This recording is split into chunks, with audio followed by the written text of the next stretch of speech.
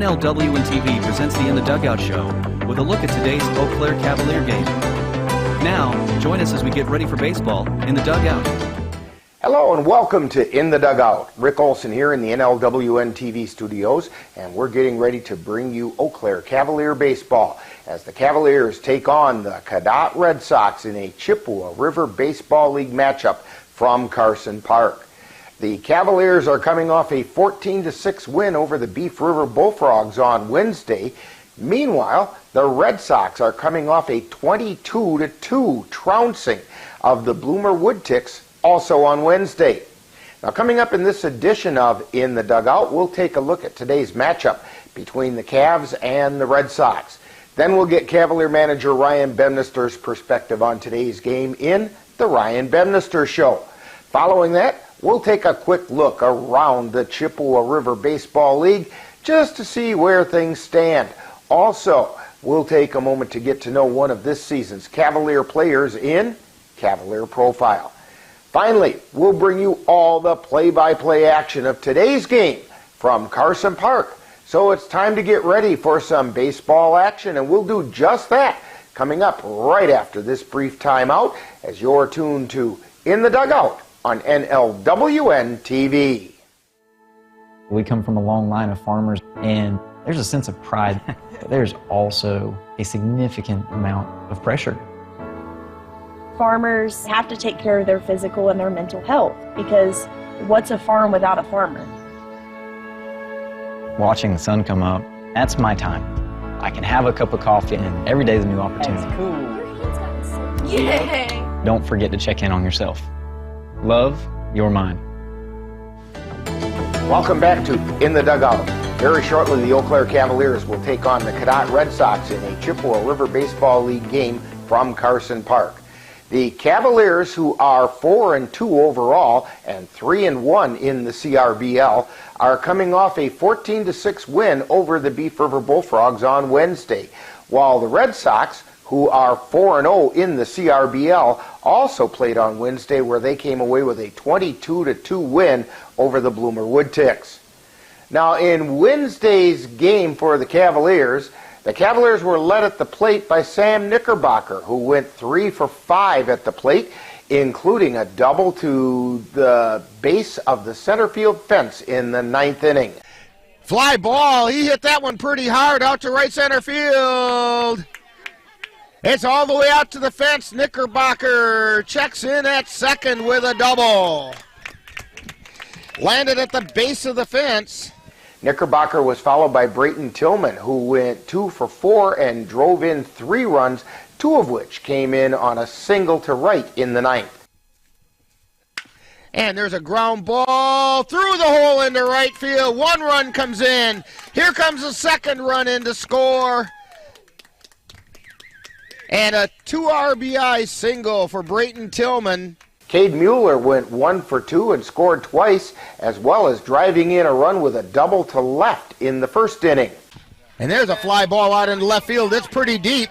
It's back. It's over the head of Mogg off the fence. 1 runs in. Mueller gets credit for a double, and he gets 1 RBI. Carson Windeshausen contributed by sending an RBI double to the base of the fence in center field in the 9th inning. And the pitch. Fly ball, that's deep into center field, way back at the base of the fence. And Windeshausen sends a double as Cade Mueller comes in to score. Also driving in runs included Caden Erickson, who picked up 2, including an RBI single in the 5th. He hits a fly ball out into center field. That's it's deep. It's back.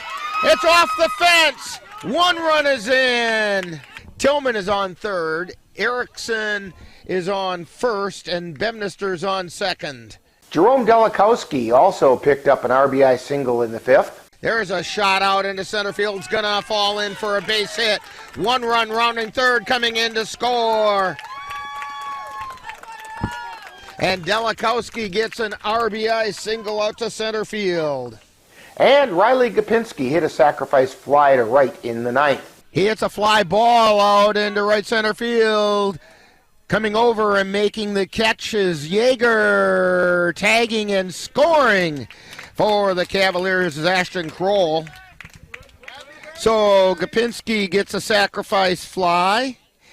The Cavaliers played steadily in the field, highlighted by a 6-4-3 double play from Erickson to Gopinski to Hesselman to end the third inning. And the pitch. Ground ball over to short, flip to second for one, throw to first, in time! A 6-4-3 double play. That went from Erickson to Gopinski, over to Hesselman, and the Bullfrogs go down. Picking up the win on the mound was Eli Rathke, who, after getting roughed up a bit in the first inning, only allowed one more run in his 6 innings of work, while moving his record to 2 wins and 1 loss. Cooper Dykes, making his first appearance of the season with the Cavaliers, got the save by working the final 3 innings and allowing 1 run on 2 hits and striking out 3. The Red Sox have gotten off to a hot start and continued that on Wednesday with a 22-2 trouncing of the Bloomer Woodticks. They're being led at the plate by former Cavalier Luke Erickson, who's swinging the bat at an .833 clip. He's being followed by Zach Merritt, who's hitting at .625. Cole Beckham at .571 and former Cavalier Jack Redwine at .500 round out the Red Sox, hitting over .500. However, it's very early in the season, and some of those averages represent limited at-bats and are therefore somewhat inflated. Now on the mound, Cadott is being led by Zach Thesey, who's pitched 12 innings and posted a 1-0 record with a 2.92 ERA. Gio Bazile has also recorded a win with no losses and a save, while not allowing an earned run in 6 innings of work. Former Cavalier Jalen Pascal also has not allowed an earned run in only 2 2/3 innings, but has earned a 1-0 record. The Cavaliers are currently being led at the plate by Brayton Tillman, who's hitting at a .455 pace, including a double and a triple. He's followed by Sam Knickerbocker, who's hitting at .444, and Caden Erickson at .308. In limited appearances, Carter Veith is hitting .429, and Diego Casedo is swinging the bat for a .333 average. Now, the leading pitcher thus far for the Cavaliers is Andrew Milner, who has a 2-1 record with a 2.50 ERA, which includes a no-hitter. Eli Rathke is right behind, also with a 2-1 record and a whip of 2.25. Now, coming up next, following this timeout, we'll get manager Ryan Bemister's perspective as we chat with him on The Ryan Bemister Show. You're tuned to In the Dugout on NLWN-TV.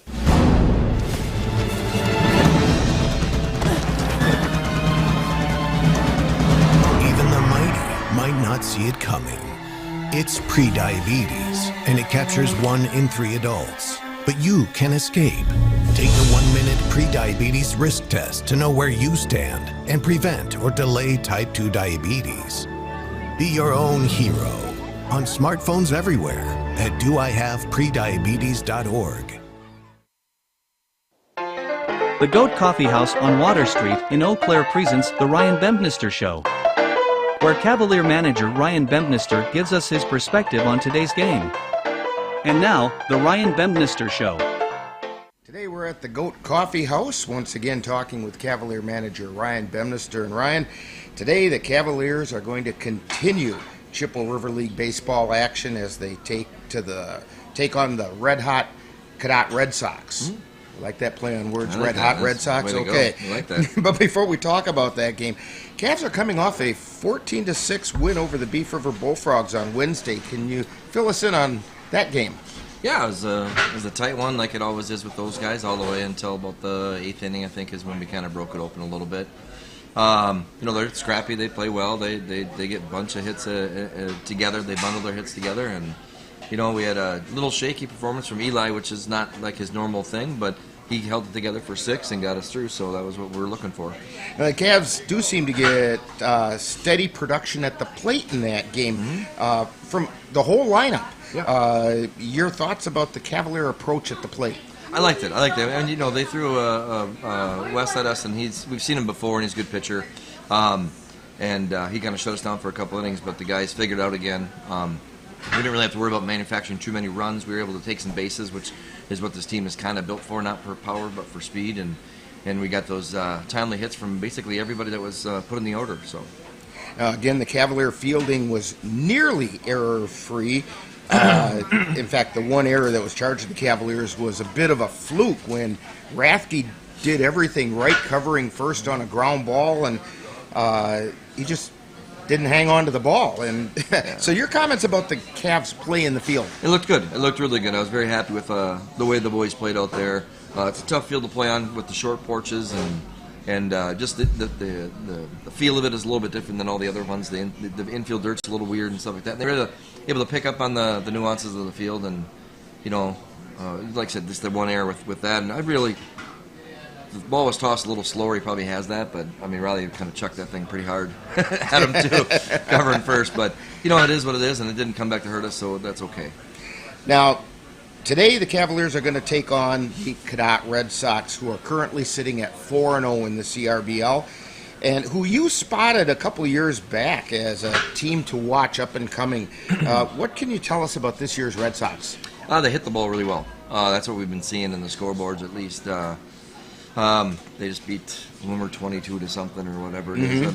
They hit up and down that lineup. We know a lot of those kids from North and Memorial are playing out there together, and Legion guys that used to play together and things like that. So a lot of them used to be Cavaliers. Yeah. So I mean, it's just the league's getting more equal, and that's where they're spreading out to. And but yeah, we know that they can hit the ball, so we have to put some runs on the board. Well, who's getting the call to the mound today to try to shut that hitting team down? Cooper, thanks, is going to get the start. We threw him against Beef River. We had a plan to only throw him about 40. He threw 48, I think, overall, but he hasn't worked out in a while, so that's basically like throwing a bullpen for a couple days before you go out there for a start. So we're hoping we can stretch him out to 80, 90 pitches, get him through 6 or 7, and go from there. And you're really hoping that pitching plan for the weekend, because we've got 2 games tomorrow also, and so that could be a challenge for any team's pitching staff. It 100% can. So we are going to approach Saturday and get through this game here today, and hopefully we only have to use 1 or 2 guys. And when we see Jim Falls, we'll be in the same situation we were when we played our last doubleheader, where we only had 3 guys to throw for 2 games. So, Ryan, good luck on today's game. Hopefully the Cavaliers can head into this very busy weekend on a winning note. I hope so. You've been tuned to the Ryan Bemister Show, presented by the Goat Coffee House on Water Street in Eau Claire, with Cavalier manager Ryan Bemister's outlook on today's game. Stay tuned. More of In the Dugout is coming right up. You quit smoking and thought, that's that. But here's the thing about lung cancer. By the time you see the symptoms, it could be too late.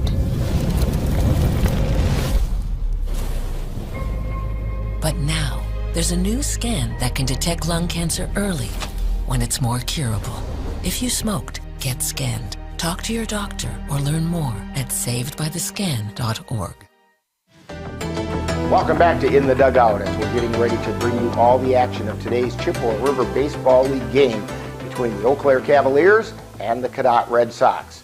The CRBL got back into action following the Memorial Day weekend with a full slate of games scheduled on Wednesday. However, Mother Nature put a crimp in some of those plans. The games postponed include the Whitehall Whitetails at the Augusta Athletics, the Jim Falls Sturgeons at the Tilden Tigers, and the Osseo Merchants at the Eau Claire Bears. 2 games were played, including the Cavaliers facing the Beef River Bullfrogs, with the Cavs coming out on top 14-6, and the Cadott Red Sox defeating the Bloomer Woodticks 22-2. Now that leaves the CRBL standings coming into this weekend as follows. In the North Division, in first place at 4-0 are the Cadott Red Sox. Just a half a game behind at 4-1 are the Chippewa Falls Lumberjacks. In third are the Jim Falls Sturgeons with a 2-4 record, while fourth are the Bloomer Woodticks with a 1-4 record, and the Tilden Tigers are sitting in fifth. In the South Division, the Cavaliers And the Eau Claire Bears and the Whitehall Whitetails are all tied for first at 3-1. In fourth place at 2-3 are the Osseo Merchants, who are 1.5 games back, while the 0-2 Beef River Bullfrogs are in fifth and 2 games out. And the 0-3 Augusta Athletics are in sixth, 2.5 games back. Now today, the CRBL has 1 game scheduled, with the Cavaliers facing the Cadott Red Sox at Carson Park. Tomorrow, the league continues with a full slate of games, all of which are doubleheaders, including the Cavaliers traveling to Grudem Field in Jim Falls to face the Jim Falls Sturgeons, while the Tilden Tigers will host the Augusta Athletics at Casper Park in Chippewa Falls, and it will be the Bloomer Wood Ticks traveling to Cinder City Park in Altoona to face the Eau Claire Bears, as well as the Osseo Merchants welcoming the Chippewa Falls Lumberjacks to John Soine Field in Osseo, and the Cadott Red Sox will journey to Melby Park in Whitehall to face the Whitehall Whitetails. Now coming up next, following this timeout, we'll get to know one of this season's Cavalier players on Cavalier Profile. You're tuned to In the Dugout on NLWN-TV.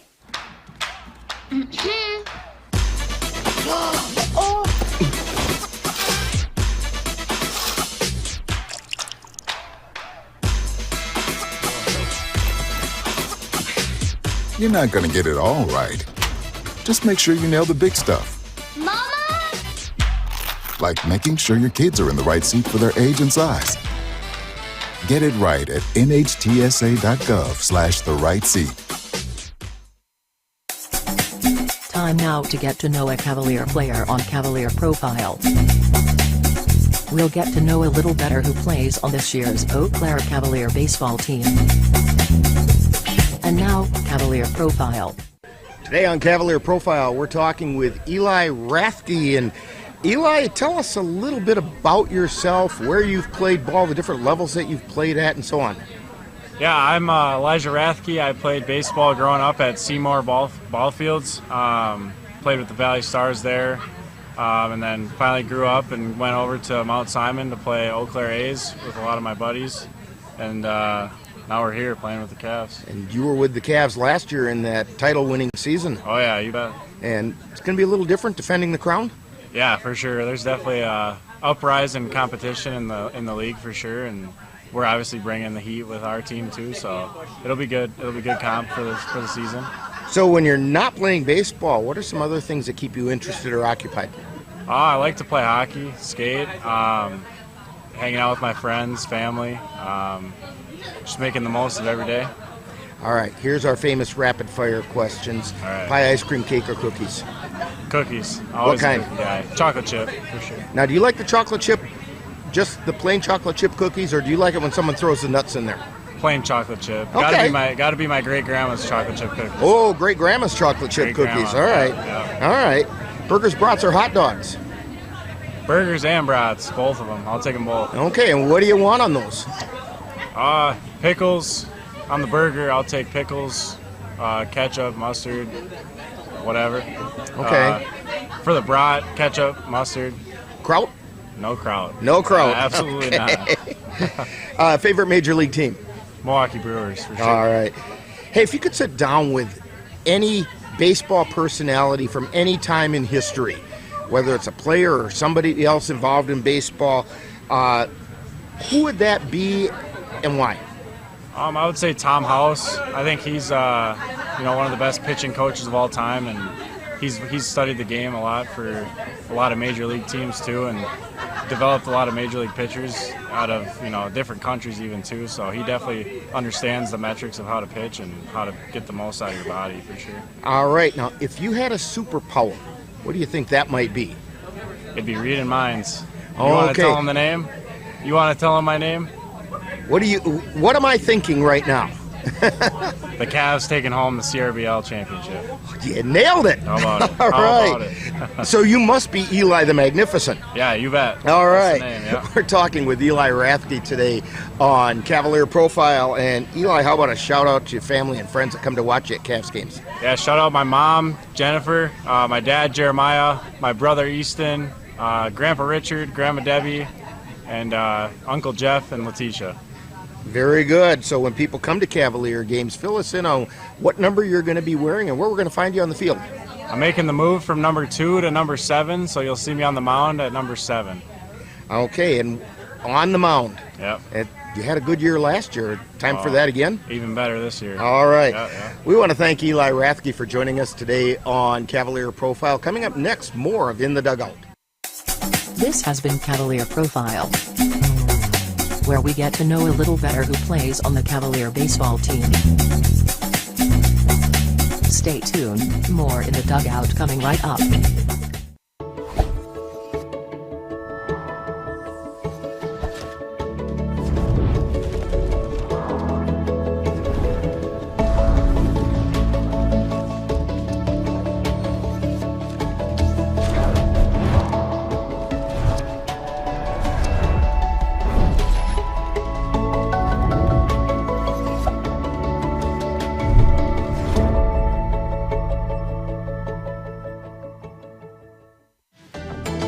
Welcome back to In the Dugout. Today the Cavaliers will continue the chase in the Chippewa River Baseball League play as they're taking on the Cadott Red Sox. The Cavaliers want to keep pace with the Eau Claire Bears and the Whitehall Whitetails in the tough CRBL South. The Cavaliers played a pesky Beef River Bullfrog team on Wednesday, but eventually pulled it out with timely hitting, solid defense, and very strong pitching. Now those are the areas the Cavs will need to build on as the CRBL season continues. So, the Cavs are ready to keep pushing as one of the leaders in the Chippewa River Baseball League when they take on the Cadott Red Sox, and we'll have all the action of that game for you right here on NLWN-TV. Now in just a moment, I'll be joining the rest of our broadcast crew at Carson Park in Eau Claire as we get ready for today's Chippewa River Baseball League game between the Eau Claire Cavaliers and the Cadott Red Sox. That's coming up next. You've been tuned to In the Dugout on NLWN-TV. Hi, I'm Ryan Blaney, a third-generation race car driver, and we dedicate a lot of our time to going as fast as possible. But when my grandpa was diagnosed with Alzheimer's, it was a very unexpected bump in the road for us. It's important to notice if older family members are acting differently, experiencing problems with their memory, or having trouble with routine tasks. Early detection of Alzheimer's can give your family time to explore support services, make a plan for the future, and access available treatments. If you or your family are noticing changes, it could be Alzheimer's. Talk about seeing a doctor together. You've been watching the In the Dugout show with a look at today's Eau Claire Cavalier game. Stay tuned! Coming up next is live Eau Claire Cavalier baseball. It happens to everyone eventually. Your computer goes on the fritz. Fear not, Sladen's Technology Services can help. When your computer decides to not cooperate, it can be very frustrating. Let Sladen's Technology Services keep you from wanting to drive your computer right off a cliff. Sladen's Technology Services supports business of all sizes. They offer assistance with managed anti-malware, encrypted email, fast tech support, data backup, and recovery, and more. Call Sladen's Technology Services at 715-864-2833 and get the IT help you desire. Sladen's Technology Services is the official IT service for the Northern Light Webcasting Network.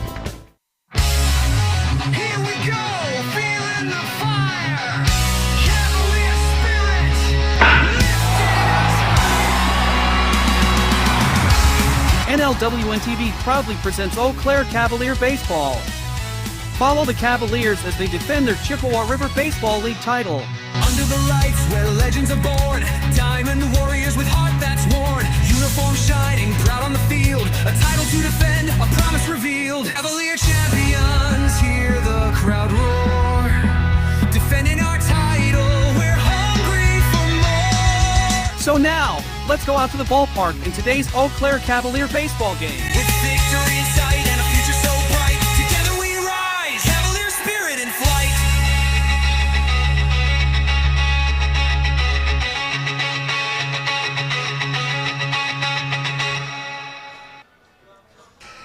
And good afternoon and welcome to Carson Park. It's a Canadian sun-splashed day here at Carson Park and we're expecting some great baseball. Canadian sun-splash, Jay. That's what we call it when we have the smoke from the Canadian fires and the sunshine. Well, it's brighter than it was yesterday. It looked like it was going to storm all day yesterday, but it's a beautiful afternoon shaping up here as the Cavs try to maintain their lead coming into this weekend in the South, in the CRBL, and the Cadott Red Sox, the North leaders. So this should be a good matchup. And that voice you just heard, of course, is Jay Fall. I'm Rick Olson. Cassie Nelson on the computer today. Dan Petchow on the camera. And we're getting ready to bring you Cavalier baseball. The Red Sox are out doing their ins and outs. And we'll be ready to get this one going pretty soon. So as we get ready, Jay, why don't you run through the starting lineups for us? Okay, first for the Cadott Red Sox, leading off will be shortstop Jack Kine, number 24. He's followed up by center fielder number 10, Luke Erickson. And then the catcher in the number 3 spot, number 15, Jonah Hansen. And the cleanup hitter, first baseman Cole Bockham, number 4 for the Red Sox. Jack Redwine, the right fielder, will be is number 12, and he is batting 5th. Carter Hesselman is at second base for Cadott. He wears number 26. And left field is Logan Berzanski. He is number 8. And Henry Wilkerson is the pitcher, number 11. He's batting 8th.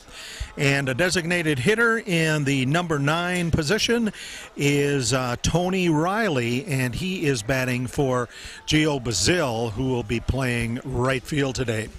For the Cavs, it is Brayton Thielman leading off. He is in left field, wearing number 11. Xavier Bemister in center at wearing number 4. Diego Casado is the shortstop, number 9 in third position. Sam Knickerbocker batting cleanup. He's the catcher, number 35. Logan Hesselman, the first baseman, is number 10 in the 5th position. Cade Mueller at second base for the Cavaliers, number 47. Cole Timon is the designated hitter, number 19. Riley Gapinski is at second base, number 13 in 8th. The extra hitter is Jerome Delikowski, number 44, and Trenton Palmer, the right fielder, number 22. Yeah, and that looks like we're pretty much ready to go with those two lineups. I noticed no Caden Erickson starting today. He is available for the Cavaliers, and so I don't think there's anything toward. I think they're just giving him a day off. Cavs have 2 games coming up tomorrow, and so getting a little bit of rest for some players might not be the worst idea in the world. And interesting thing, and maybe Dan can get a shot of it, the first base here at Carson Park is a little bit different than it's been in years past. And we were at an Eau Claire Express game last night, and there was a double play made from the first baseman getting the force out at home back to first, and everybody in the stadium thought it was a double play. And then the umpires had a conference and decided no, the runner at first was safe because the first baseman catching the ball had his foot on the orange part of the bag, which is only there for a runner going down the first base line to step on to prevent collisions. Otherwise, the only part of that base that is a legitimate base is the white portion. And so by having his foot on the orange, he wasn't on the base. And so they did not complete the double play, and the inning continued for one more pitch when the next batter up flew out to center field. But things could have happened as a result of that. Sure. So if I'm heading down the baseline and turn off to avoid a collision toward the grandstand, I can use the orange part. But yes, the defender, the first baseman, just has the white. Correct. Okay. That's exactly what it's there for. And if I'm not mistaken, it's actually a throwback to softball. Softball started using the double-colored first base quite a long time ago, and now collegiate leagues are using it, and I don't know that the CRBL is using it as a rule throughout the league, but with UW Eau Claire playing here and the Express playing here. The Express use it, UW Eau Claire uses it. I'm not sure if the high schools in Eau Claire use it or not, but it's here at Carson Park, and so that's why we see that double-colored base down at first base. Well, we've got baseball coming up, and we'll have starting lineups and pregame festivities right after this timeout as you're tuned to Cavalier Baseball on NLWN-TV.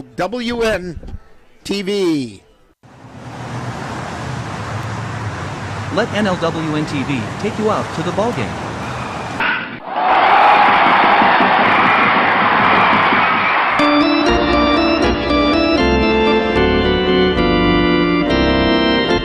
Our next broadcast will be on Sunday, June 1st, when we will bring you the Cavaliers taking on the Jim Falls Sturgeons in a doubleheader from Bruden Field in Jim Falls, Wisconsin. Same-day coverage, since we can't get a live signal out of Jim Falls, on NLWN-TV begins with the In the Dugout show at 7 p.m.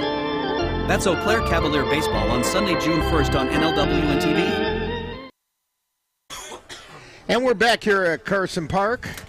Rick Olson, Jay Fall, Dan Petchow, Cassie Nelson, and we are just about ready to turn things over to Steve Kent, the stadium announcer. And after I made sure we got a round of hot dogs up here, because of course we do have the Top Dog Award again this year that we will try to award to the ballpark with the best hot dogs. And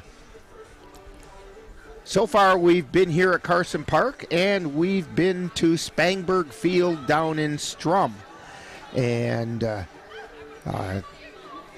we had some tasty dogs delivered up here to the press box, and so we'll have to tally up and see what everybody thought about those dogs and see where they fall in the pecking order. By the end of the season, we'll have a pretty good selection of hot dogs to choose from. Hey, that's what you got to do going to the ballpark, right? I think I might need another taste. I'm just not sure on that one. I don't know. By the way, the managers and umpires are meeting down at home plate. And for the umpires on the bases, we have Denny Whiteside on the bases. Kent Stelter is behind the plate. I ran into Kent Stelter. He was seated down in the grandstand before today's game, and he was kind of behind home plate in the grandstand, and I looked at him and said, well, this would be a good place to call the game from for you. And he smiled. He goes, yeah. And then I said, I would never say this to you, but I could. If I was evil-minded, I could say you'd probably get as many right. And he gave me a look. But it was all in jest and good fun. Dan goes, and then we got kicked out. No. And here's another edition of Rick Olson's Umpire Prep.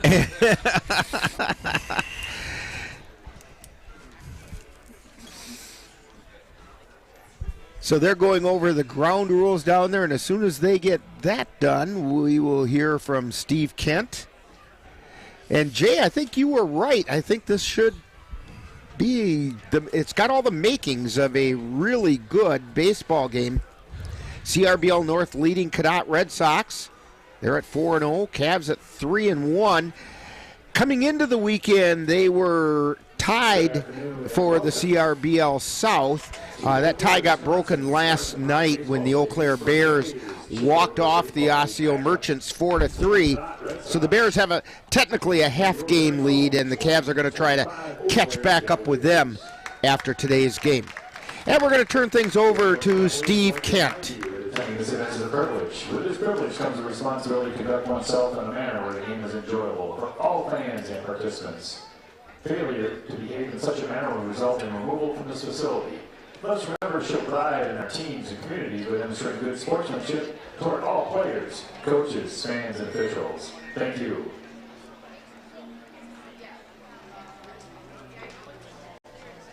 All balls are the property of the Eau Claire Cavaliers Baseball Club.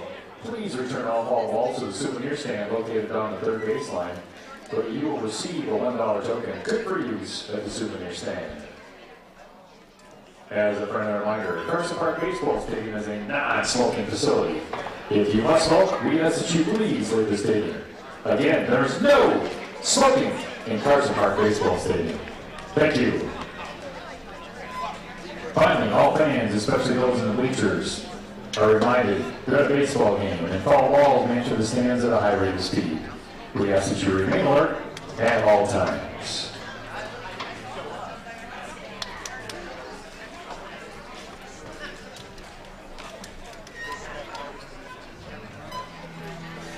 Today's starting lineups, beginning with the Cadott Red Sox. Leading off, blank shortstop, number 24, Jack Kane. Batting second, the center fielder, number 10, Luke Erickson. Batting third, the catcher, number 15, Jonah Hansen. Heading fourth, the first baseman, number 4, Cole Bottom. Batting fifth, playing right field, number 12, Jack Redline. Batting sixth, the third baseman, number 26, Carter Hesselman. Batting seventh and playing left field, number 8, Logan Brzezinski. Batting eighth, the pitcher, number 11, Henry Wilkinson. Batting ninth, the designated hitter, number 5, Tony O'Reilly. And playing second base, number 20, Chio Basile.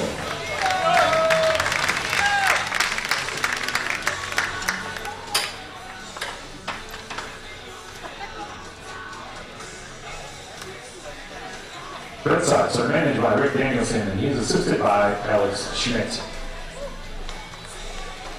Now, the starting lineup for year number 4, your very own Eau Claire Cavaliers.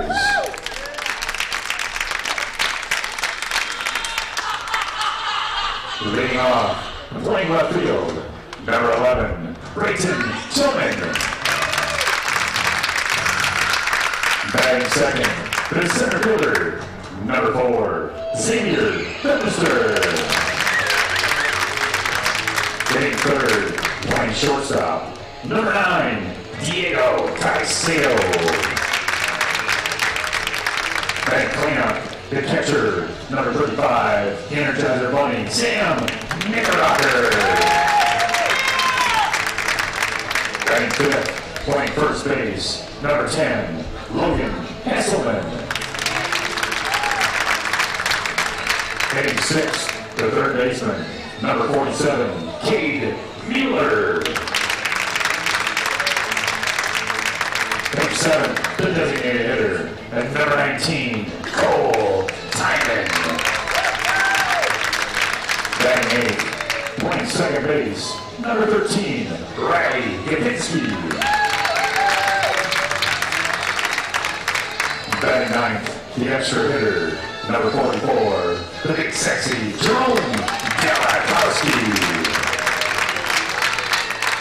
Big 10th, the right fielder, number 22, Trenton Palmer.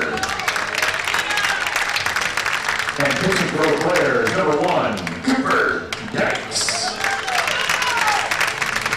Cavaliers are managed by the Coffee Goats, Ryan Bemister, and he's assisted by Brian Meyer and the Rhino, Ryan Page.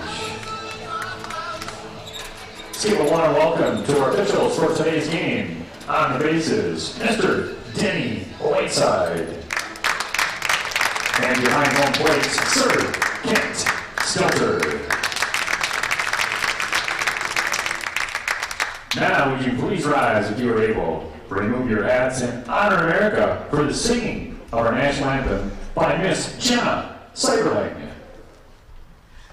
Oh, say, can you see by the dawn's early light what so proudly we hailed at the twilight's last gleaming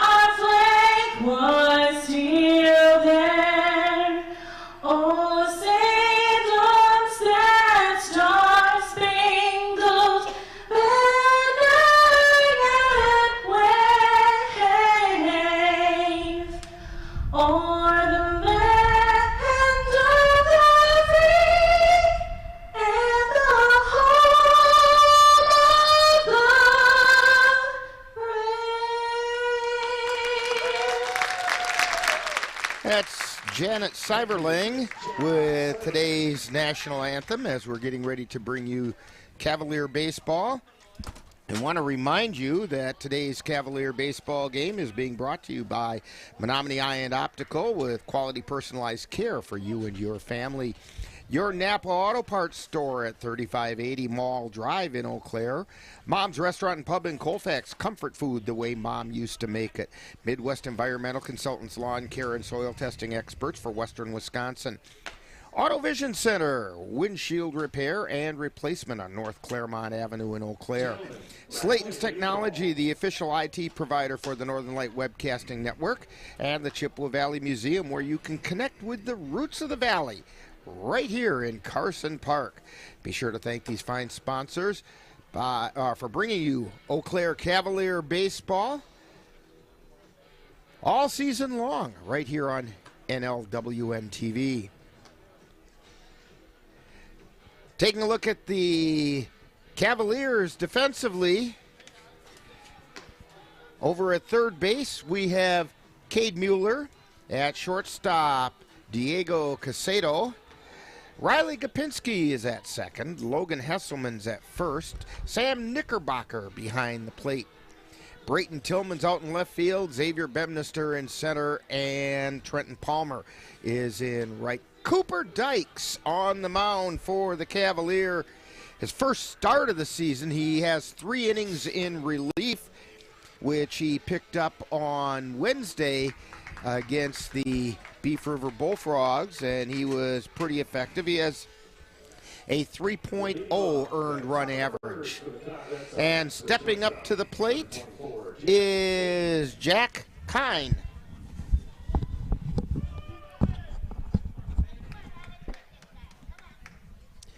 And the first pitch, that's a strike called on the outside corner.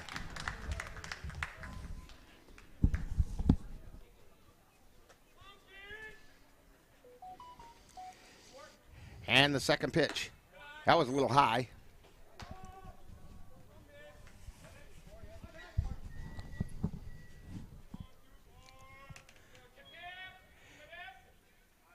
The 1-1 is outside for a ball.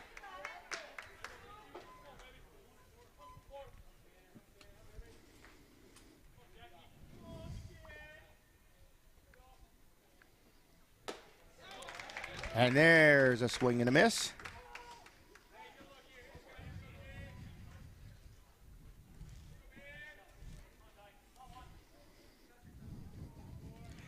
And the 2-2 pitch.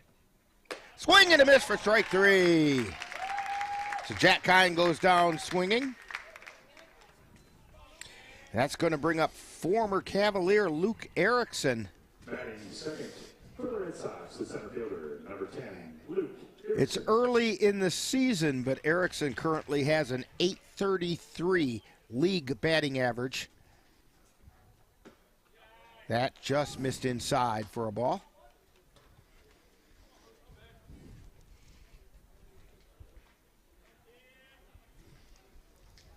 Here's the pitch. That's a strike on the inside corner. Cooper Dykes looking in for the sign, starts his motion, and the 1-1 pitch, that's outside for a ball.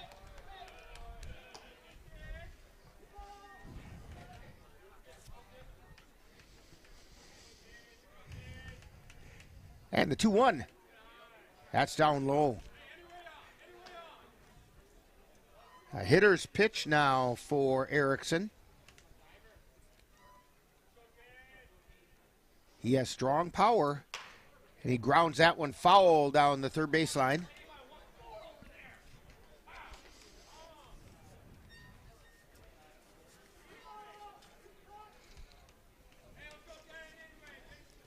Dykes looking in. Count is full. And the payoff pitch. Fly ball right field, foul. That foul ball brought to you by Madison Street Auto Body, located at 430 East Madison Street, Eau Claire. So the count remains 3-2.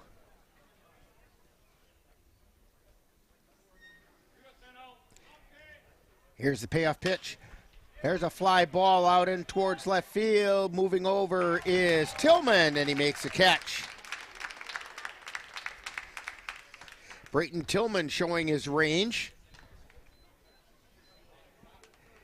It's going to bring up the catcher, Jonah Hansen. He's making his first at bat in a league game.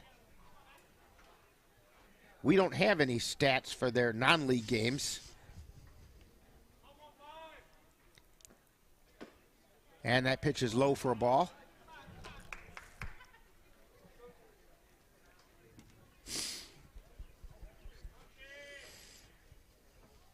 And a swing and foul back into the screen.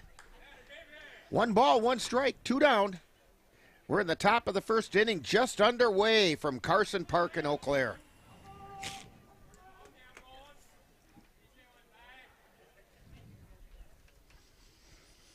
Dykes winds and fires. That just missed the inside corner. 2 balls and a strike.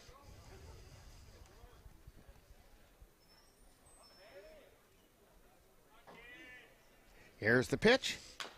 And it's fouled away at the plate. Counts even at 2-2. In fact, the deuces are wild up there on the scoreboard. 2 balls, 2 strikes, 2 down.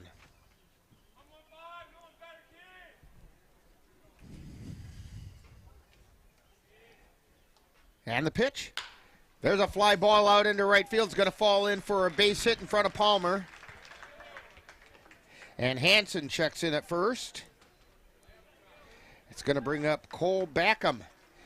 Again, early in the season, but his batting average is .571 in league play.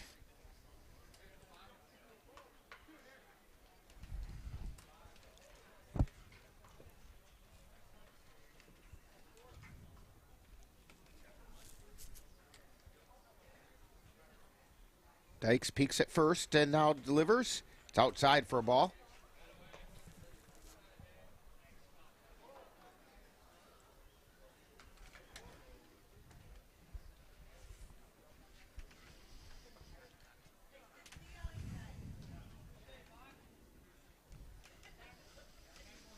And the pitch.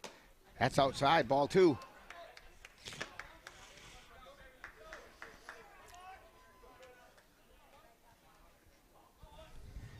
Two balls, no strikes to Cole Backham. And the 2-0 pitch swung and fouled away.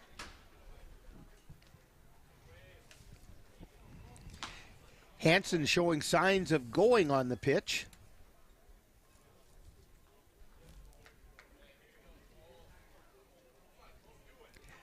Two balls and 1 strike. Dykes peeks at first and now delivers. Swing and foul down the third baseline.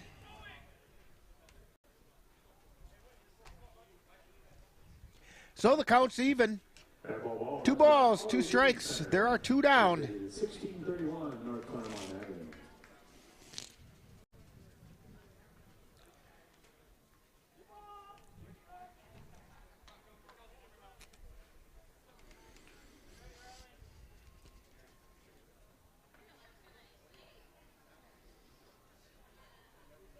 Dykes delivers. Pop up in the infield. Gopinski under it, and he makes a catch. So for the Cadott Red Sox, no runs, 1 hit, no errors, 1 left on base. We've completed a half inning, and it's the Red Sox 0 and the Cavs coming to bat on NLWN-TV. The roar of our engines, the pump of our heartbeats, the pedal to our metal. The sparks that ignite us, the pistons that push us, the passions that drive us, on the roads that unite us. Napa has America's largest network of parts and care, here to be the fuel that keeps you firing on all cylinders. Visit either of Eau Claire's 2 locally owned Napa Auto Parts stores on Highway 93 or North Claremont Avenue. Honey, the kids are antsy. What can we do that will keep all of us entertained and won't break the bank? How about we take them to the Cavaliers game? Tickets are inexpensive, there's popcorn, hot dogs, and other baseball treats, and great baseball action. That's right, Eau Claire Cavalier Baseball, your best choice for affordable family entertainment. Check out the schedule at www.eauclaircavaliers.org. So we're going to head into the bottom of the first inning. Due up for the Cavaliers, we have Brayton Tillman, Xavier Bemister, and Diego Casado.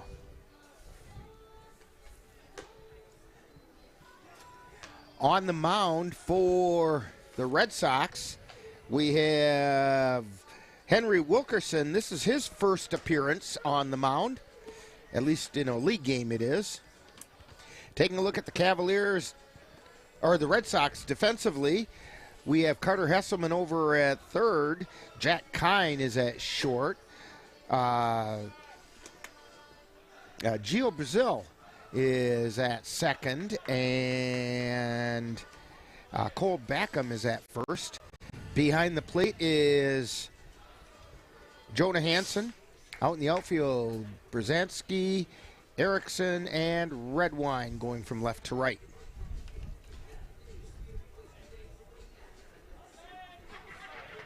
Hansen has a few words for Wilkerson, and we're getting ready to get things started. Brayton Tillman stepping to the plate, leading the Cavaliers in hitting at .455.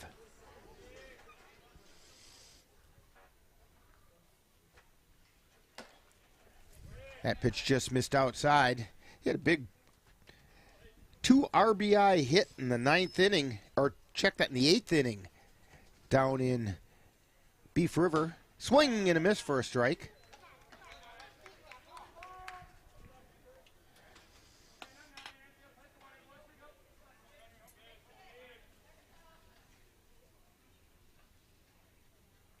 And the pitch swung on a miss, strike 2. Wilkerson bringing some heat.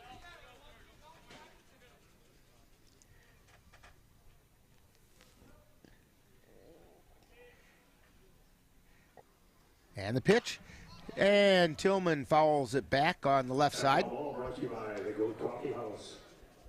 2 locations, 236 Water Street, 1221 Whipple, and 2200 Craig Road.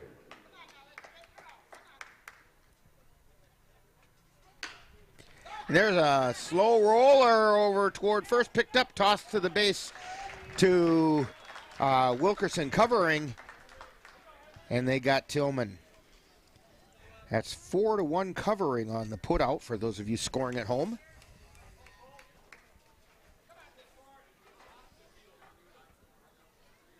Second for the Cavaliers, the center fielder. That brings up Xavier Bemister, batting .280.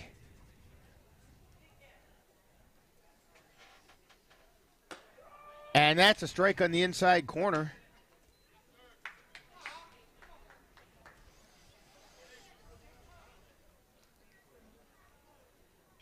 Wilkerson winds and fires. That missed outside. 1 ball, 1 strike.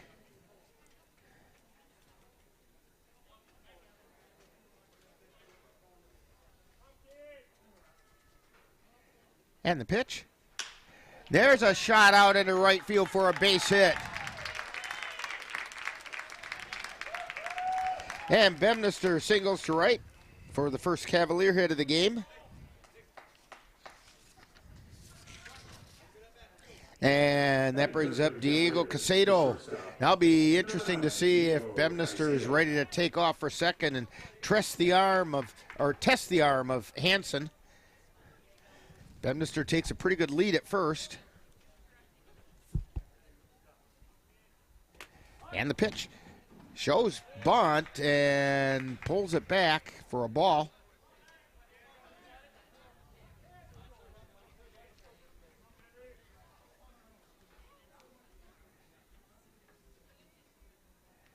Wilkerson throws over to first, and Bemister's back in.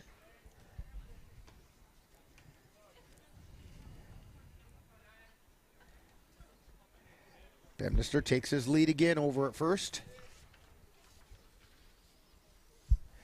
And the pitch shows bunt. It's right out in front of the plate. No, they're saying foul ball. I think it bounced back up and hit him while he was still in the batter's box.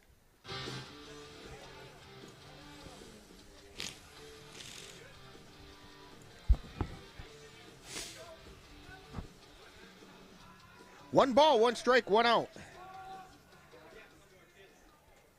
Again, Bemister with the lead.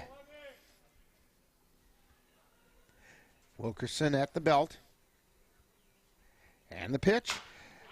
High hopper over to third, throw to second for 1, throw over to first, and Cadott beat it out. So Casado's on a fielder's choice. And it's a fielder's choice 5-4 because that's how they got Bemister at second. Cleanup for the Cavaliers, the pitcher, number 35, Sam Knickerbocker. That'll bring up Sam Knickerbocker with 2 down. Knickerbocker batting .444. Cadott with his lead at first. And there's a soft liner out into left field. It's going to fall in for a base hit. Casado's going to try to make it to third. Here comes the throw, and they got him.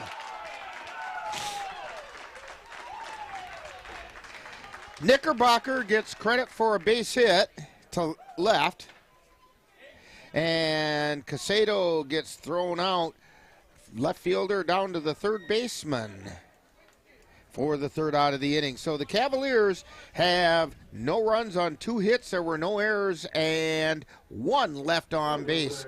So we've played an inning and we have no score from Carson Park on NLWN-TV. The Eau Claire Cavaliers would like to take veterans out to the ball game. That's right. As a thank you for your service, any veteran of the United States military can receive a lifetime pass for free admission to all Cavalier home games. Just come to Carson Park with your veteran identification, and the Cavaliers will issue you a free lifetime pass to all Cavalier home games. That's just the Cavaliers' way of saying thank you for your service. Menominee Eye and Optical can help you see the world for the beautiful place it is. Doctors Nicholas and Marianne Comro provide comprehensive and emergency eye care for all, including pediatric and special needs patients. Whether it's examination for glasses to cataract or LASIK care, or diagnosis and management of macular degeneration, and so much more. In addition, Menominee Eye and Optical's experienced opticians will help guide you to the highest quality eyewear for the best value. That's Menominee Eye and Optical, 520 Wilson Avenue in Menominee, where they specialize in quality personalized care for you and your family. And we're back here at Carson Park heading into the second inning. No score. Due up for the Cadott Red Sox. Well, 2 out of the 3 batters due up this inning are former Cavaliers. First one is Jack Redwine. He'll be followed by Carter Hesselman. That's Cavs first baseman Logan Hesselman's older brother. And then Logan Brzezinski. I think the first year we did Cavalier games, Carter Hesselman was with the Cavs. And there's a strike outside third of the plate. And he was a very effective pitcher for the Cavaliers back then. He doesn't pitch anymore. And there's a shot out into center field for a base hit.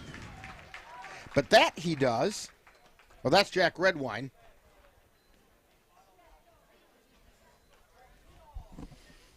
Who did that kind of thing for the Cavaliers as well a couple years ago when he was with them. That brings up Carter Hesselman. Hesselman's batting .455.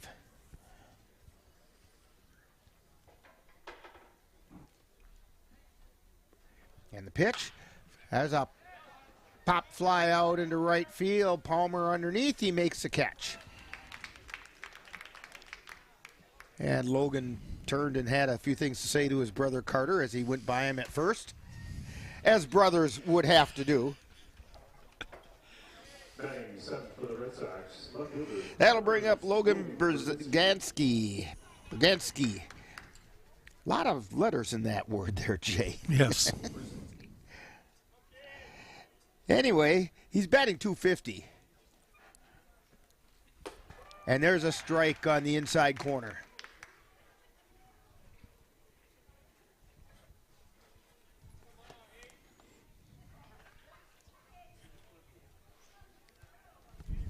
And the pitch, that one came, it's called a ball.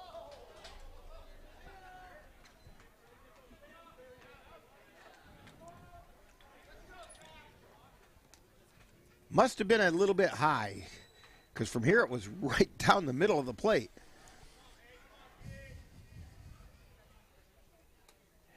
Dykes delivers, and that one's fouled away. 1 ball and 2 strikes to Bragansky.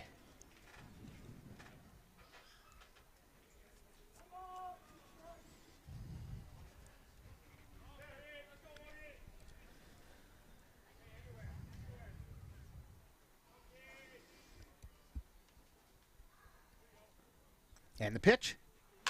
Fly ball left field. Heading back is Tillman. He's under it, and he makes the catch. So 2 down. And that'll bring up the pitcher, Henry Wilkerson.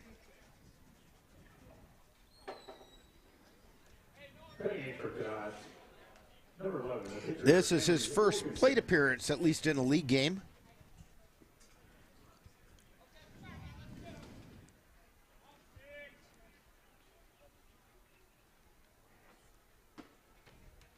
That was just a hair low.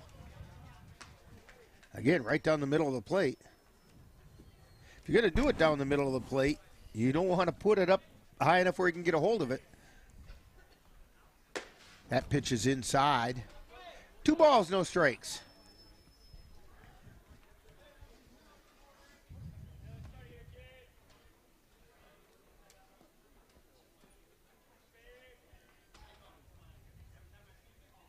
And the pitch. Strike called on the outside corner. That just caught the very first part of the outside corner. As a hitter, there is not much you can do with that. And the 2-1 pitch. Ground ball over to short. Picked up, flipped to second in time. So Wilkerson's on a fielder's choice. 6-4, and that's how Redwine was put out. And so, in the second inning, there were no runs on 1 hit, no errors, 1 left. We've played an inning and a half, and no score from Carson Park on NLWN-TV.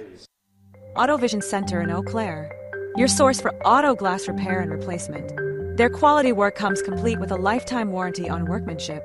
When it comes to windshield repair and replacement, Auto Vision Center provides mobile auto glass services with free estimates.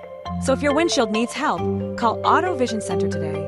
That's Auto Vision Center at 1631 North Claremont in Eau Claire. Call 715-834-5277. When you have that craving for a home-cooked meal the way Mom used to make it, rest assured, you can still get that meal by going to Mom's Restaurant and Pub in Colfax. Mom's is open daily, serving breakfast and lunch, and don't forget dinner on Friday nights with Mom's famous fish fry. The coffee is always hot, the breakfast is always delicious, and lunch will put a smile on your face and in your stomach. 225 Bremer Avenue, Colfax. Call 715-962-4617. That's Mom's Restaurant and Pub. We're about to head into the bottom of the second inning. Due up for the Cavaliers, Logan Hesselman, Cade Mueller, and Cole Timon.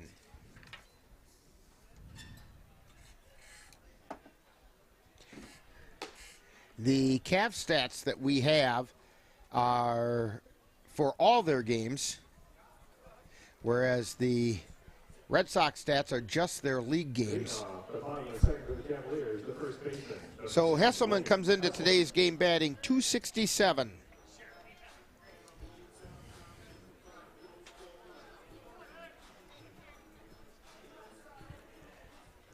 We wouldn't know it was a baseball game with Cassie here if she wasn't dancing over in the corner.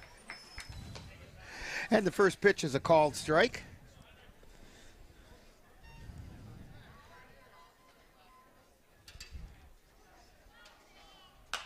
And that was line foul off the left side. No balls, 2 strikes.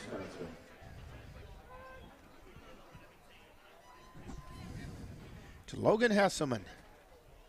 Wilkerson winds and delivers. That's outside. That was the chase me pitch.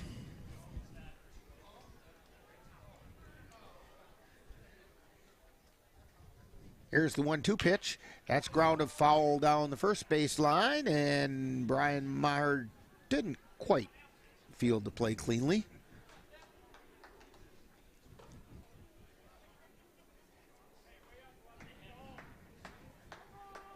Of course, it's been a while since his playing days, so we'll grant him that one. Here's the wind in the pitch. Swing and a miss for strike 3. Hesselman goes down swinging, and that'll bring up Cade Mueller. Mueller comes into the game batting .222. Batting 6 for the Cavaliers, third baseman, number 47, Cade Mueller.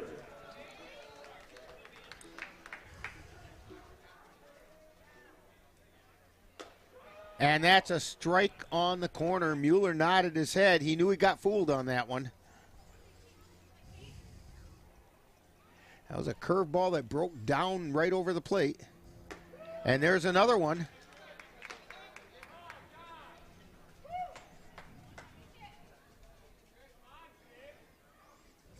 Wilkerson up 0-2. Here's the pitch. That missed just a little bit low on the outside corner.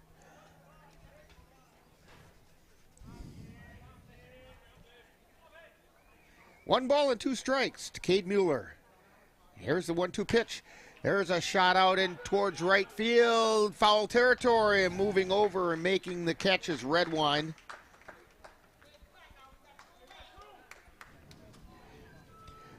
So with 2 out, here's Cole Timon as the designated hitter. The elder statesman of the Cavaliers. That's a lot nicer than calling him the old guy, right? Yes, it is. It's really sad when you do that for a guy still in his 20s. He's batting .250. Swing and a miss, strike 1.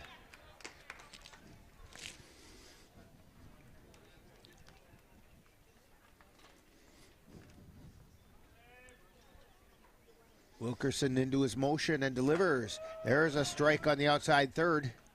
No balls and 2 strikes. Wilkerson's been pitching from ahead this whole inning. He's gone 2-0 on every, or 0-2 on everybody. And swing and a miss for strike 3. That was basically a case of good morning, good afternoon, and good night. So the Cavaliers nothing across. There's no score from Carson Park after 2 innings on NLWN-TV. Let NLWN-TV take you out to the ballgame.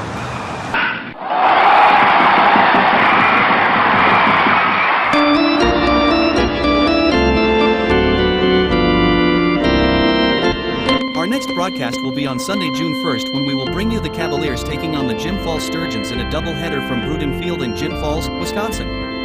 Same-day coverage, since we can't get a live signal out of Jim Falls, on NLWN-TV begins with the In the Dugout show at 7 p.m. That's Eau Claire Cavalier Baseball on Sunday, June 1st on NLWN-TV. Get in touch with the roots of the Chippewa Valley at the Chippewa Valley Museum. Located in Eau Claire's Carson Park, with a mission of connecting people to their community and inspire curiosity. From reinventing the Chippewa Valley, a century of change in farm life, the Farmhouse Theater, along with the Wisconsin Logging Museum and Logging Camp. Also, the Chippewa Valley Museum features special temporary exhibits and traveling exhibits, as well as web exhibits. The Chippewa Valley Museum is open Tuesdays through Saturdays. Call for more information at 715-834-7871. Back here at Carson Park, going into the 3rd inning, and here in the press box we were just talking about the Eau Claire Cream Puffs, and they were actually a minor league team in Eau Claire back in 1909, and the following year they changed their name to the Commissioners. That was the team Burley Grimes played for, and Burley was the first Major League Hall of Fame player that played his minor league ball in Eau Claire on it. And so he played for the Commissioners. That pitch is a little bit high to Tony Riley, the designated hitter, came into the game batting .167. That just missed inside. 2-0. Cream Puffs did not play here at Carson Park. It didn't exist as a baseball stadium back then. Here's the pitch. Outside, ball 3. No, they played at Driving Park Field, which was down in the 3rd Ward. There's a strike right down the middle. That's the get me over pitch. Those of you familiar with the 3rd Ward, it was at that confluence. Ball 4. So Riley draws the walk, takes us back to the top of the order to Jack Kine, and he struck out his first time up. Driving Park Field was where Roosevelt, McKinley, and Garfield all kind of come together there in the 3rd Ward. There was a horse racing track in that area, and the baseball field was part of that whole complex. And he lays the bunt down. Throw over to first, and that one went a little bit wild, and it's backed up by Hesselman, and they're going to hold up the runner at 3rd. Dykes slipped as he fielded the ball, tried to get it there from the seat of his pants, and plunked it off the back of Kine, and both runners advanced an extra base. So I believe he gets credit for a sacrifice bunt with an error on the pitcher, and that's how he ended up on 2nd. Pitch is high for a ball.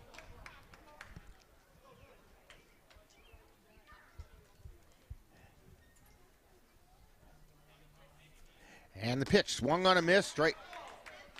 1 ball, 1 strike.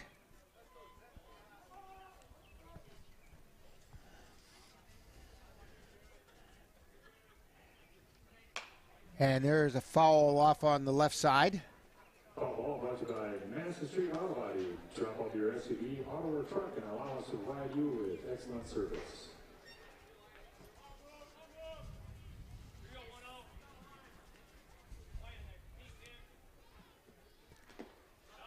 That one's low and inside.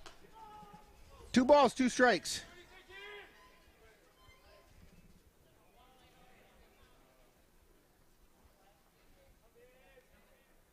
And the 2-2 pitch.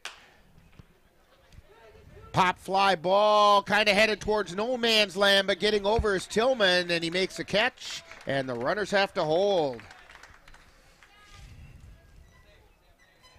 Good range again by Brayton Tillman, because that was kind of headed towards the Bermuda Triangle between Mueller and Casado and Tillman. And Tillman, with his speed, got there.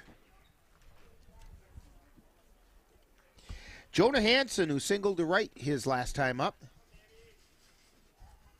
Pitches inside for a ball. You know, Jay, at least if you had a team like the Cream Puffs, it would open up a lot of possibilities for your concession stand. I was wondering if their sponsor was a bakery. Yeah, I don't know. Line shot foul just about decapitated the Red Sox coach in the first base coach's box. 1 ball and 1 strike with 1 out. Runners at 2nd and 3rd. Pitch is outside. 2-1. Riley's at 3rd. Kine is at 2nd. And the pitch. That's inside. So it's 3-1.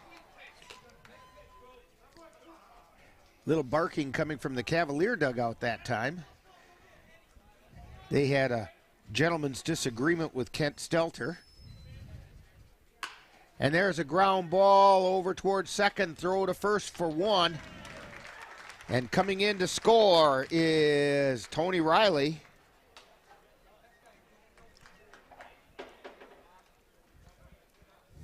And going over to 3rd is Jack Kine. So now there's 2 down. Red Sox on top, 1-0.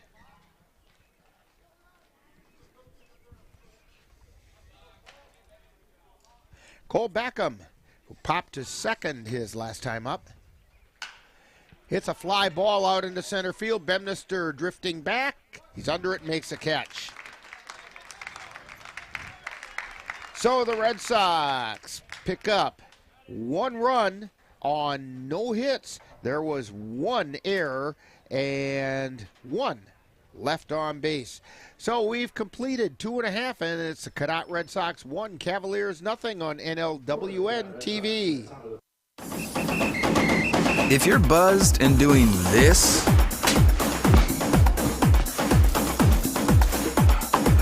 to make yourself feel okay to drive,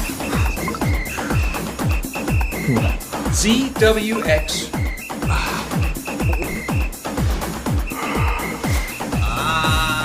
You're not okay to drive. YGKLVW. Regular you.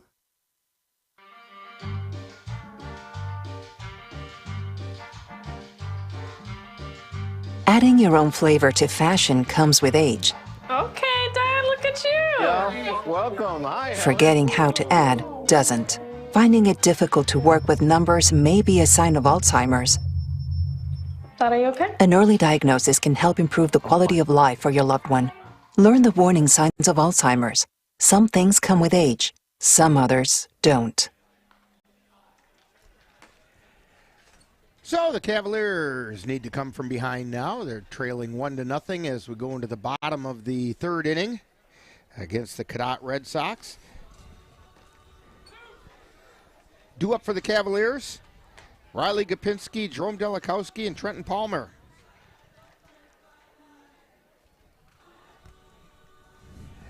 Cavs need to get some base runners and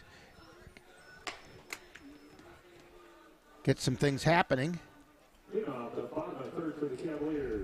It's not like 1 run is insurmountable.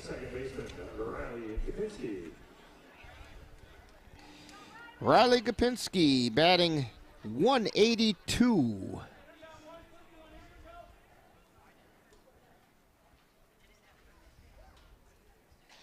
And the pitch, that's down low for a ball.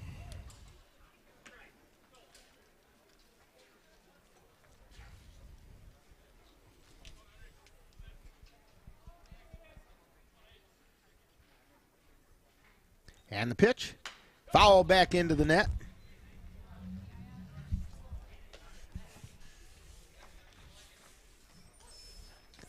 One ball, 1 strike.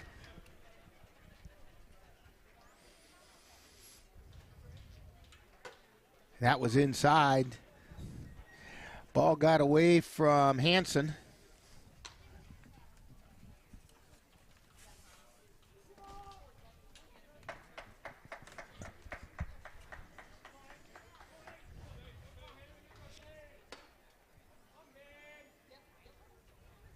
And the pitch, it's low.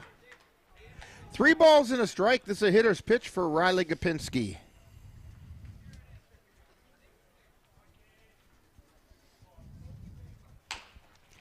High chopper over to short. Scooped up there and throw over to first by Kine. And Gopinski's out.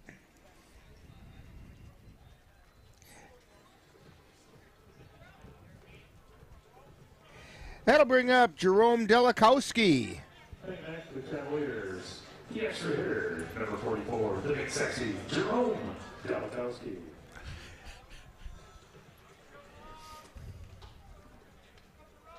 Delikowski digs in and swings and misses for strike 1.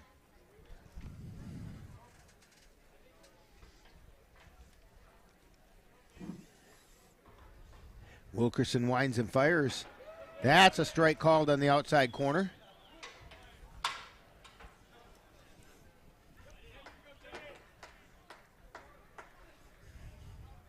And the pitch. That one's fouled away off the right side. That ball brought to you by Auto Vision Center. They specialize in windshield repair, replacement, and AEAS calibration. And strike 3 called.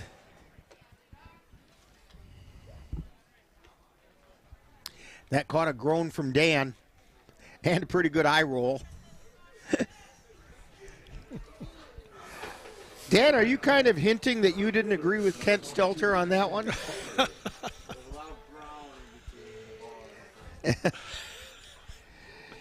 Trenton Palmer, who got his first hit of the season on Wednesday, swing and a miss, strike one.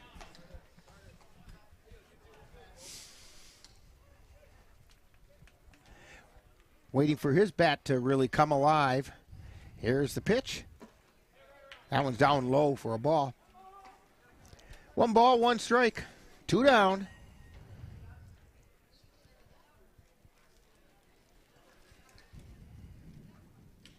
Here's the 1-1. Strike on the outside corner.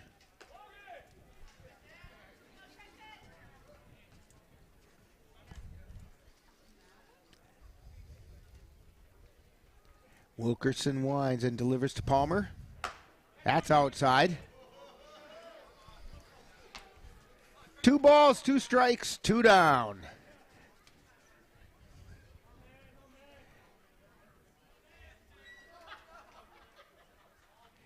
And the pitch.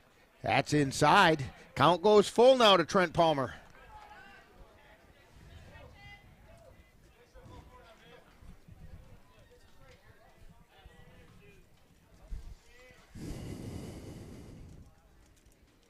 And the pitch. That's high for ball 4. Trenton Palmer draws a walk. That's the first walk given up by Wilkerson. And it also turns the lineup over. And it'll bring up Brayton Tillman.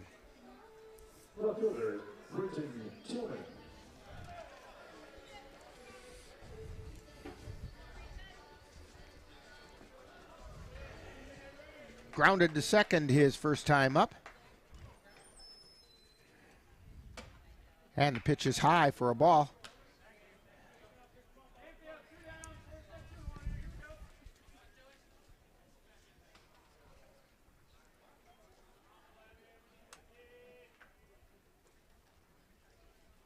And the pitch, fouled back into the net.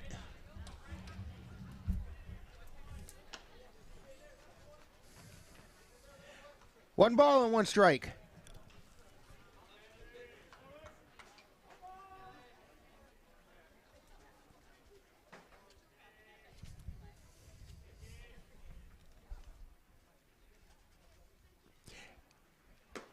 And that one's outside. 2-1 is the count.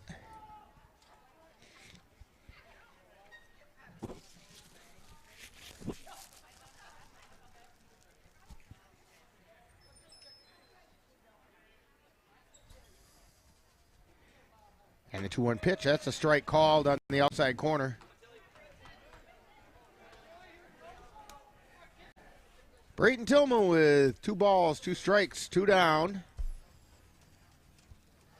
Wilkerson looks in for the sign. He's at the belt. Throw over to first. Palmer's back in okay. Kind of did a little spin out there as he was trying to get back to first. That was closer than it looked like it was going to be. Throw over to first. He's back in again.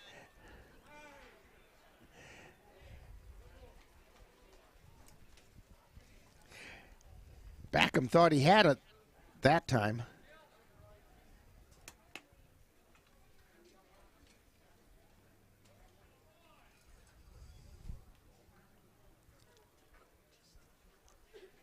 And the pitch swung on him, foul tipped into the glove for strike 3. So Tillman goes down on strikes, and for the Cavaliers, no runs, no hits, no errors, 1 man left on base. We've played 3, and it's the Red Sox 1, Cavaliers nothing on NLWN-TV.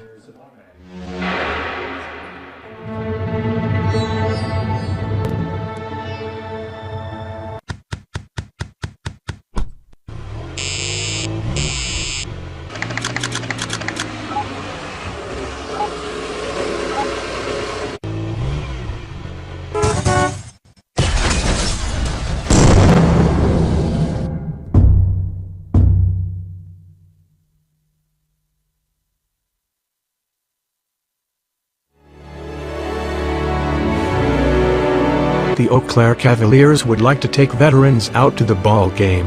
That's right. As a thank you for your service, any veteran of the United States military can receive a lifetime pass for free admission to all Cavalier home games.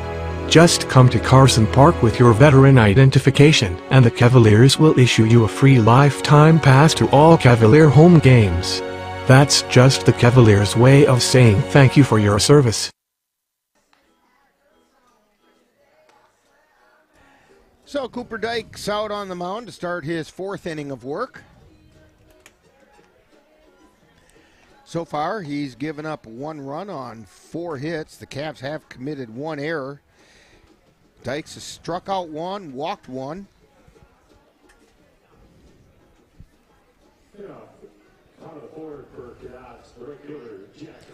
And this will bring Jack Redwine, who singled to center field his last time up.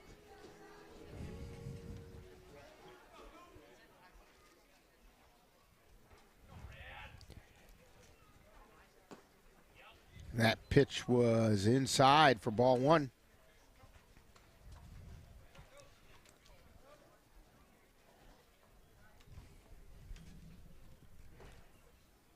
And that one's outside for ball 2. Just needs to find it somewhere in the middle. But with Jack Redwine, you don't want it too much in the middle.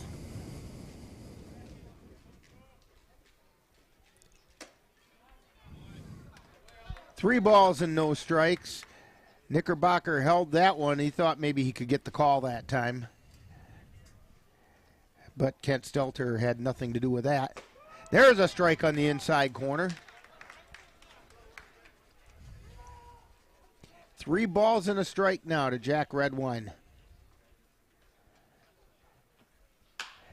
Fly ball out into center field. Bemister ranging over, reaches up and makes the catch.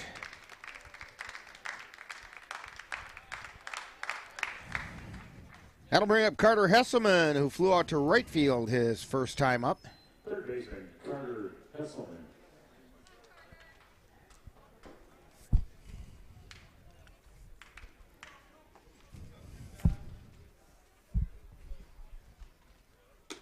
And there's a strike.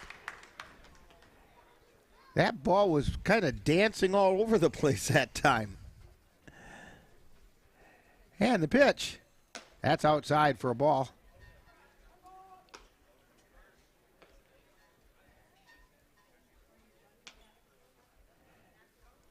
Here's the pitch. Swing and a miss. Strike 2.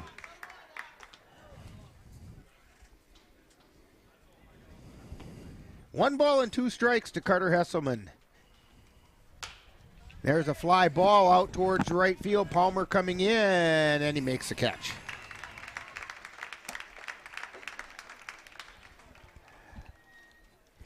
That'll bring up Logan Brzezinski, who flew to the left his last time up.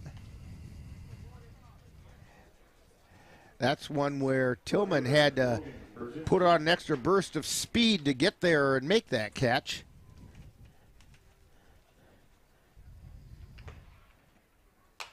There's a pop foul back toward the press box, just off the facade in front of Steve Kent.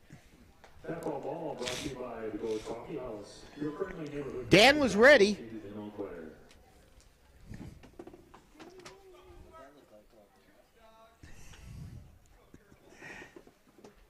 And the pitch. Swing and a miss. Strike 2.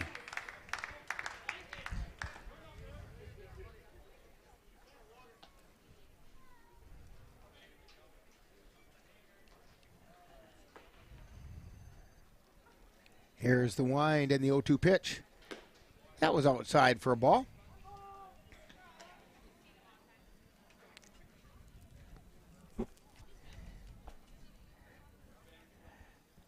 One ball, 2 strikes, and the pitch.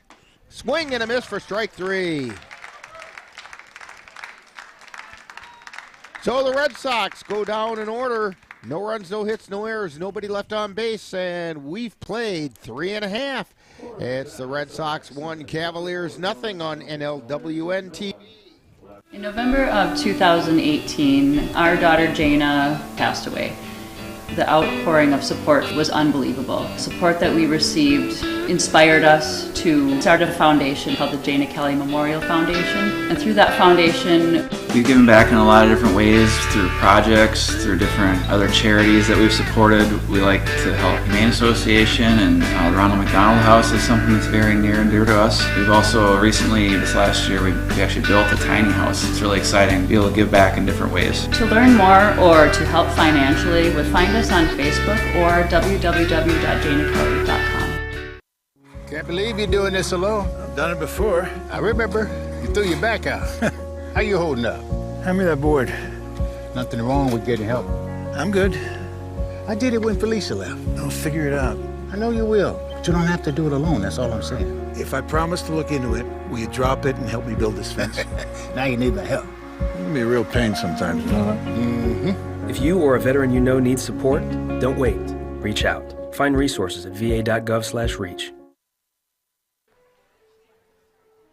Going into the bottom of the fourth inning, due up for the Cavaliers, Xavier Bemister, Diego Casado, and Sam Knickerbocker.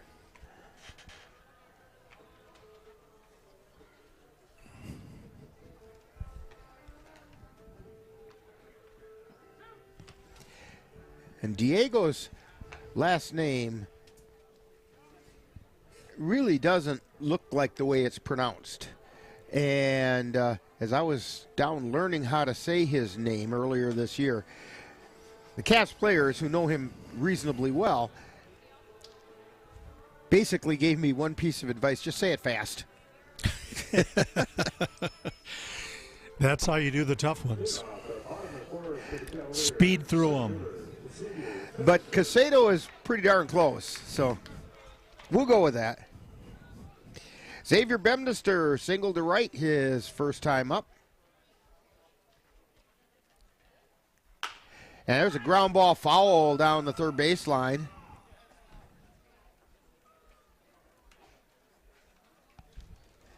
That ball brought to you by Iowa Lincoln Nevers, where they offer a variety of boat rentals, including pontoons and kayaks. Call 715-868. So no balls and a strike. For more info.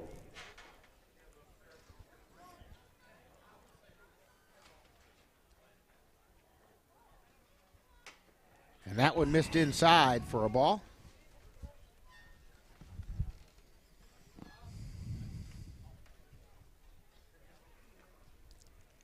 And the pitch, strike right down the middle of Water Street that time.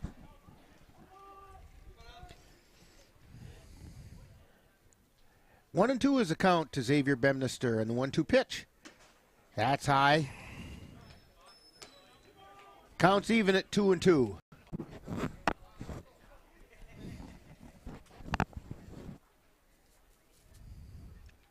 And the pitch. Line shot out into left field for a base hit.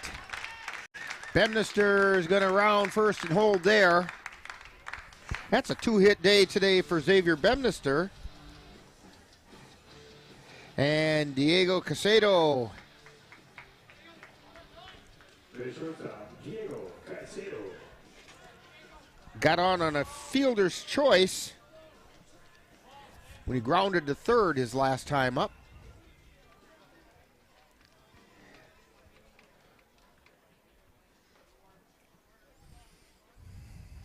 Shows bunt, pulls it back, ball one.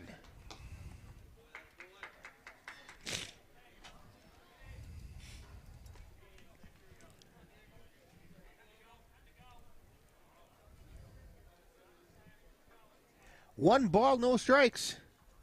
And the pitch. Foul ball down the third baseline.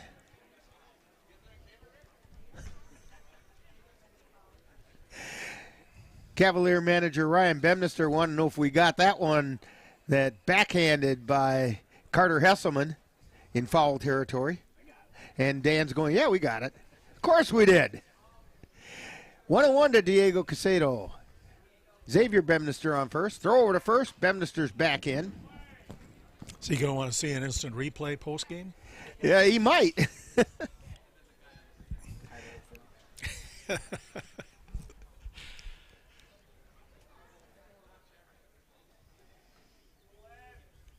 And the 1-1 pitch. Fly ball out into center field, moving over and making the catch is Erickson. Bemister has to hustle back to first. That'll bring up Sam Knickerbocker, who singled to left. The catcher, Sam Knickerbocker.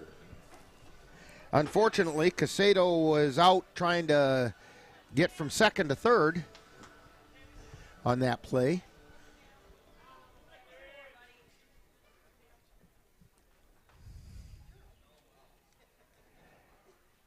And he fouls that one back into the screen.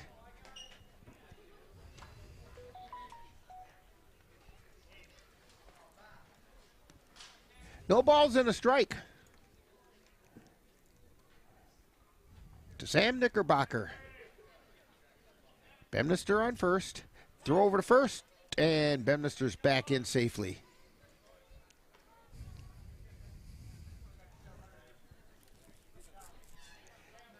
Well, I will say this much. Bemister's got Wilkerson's attention.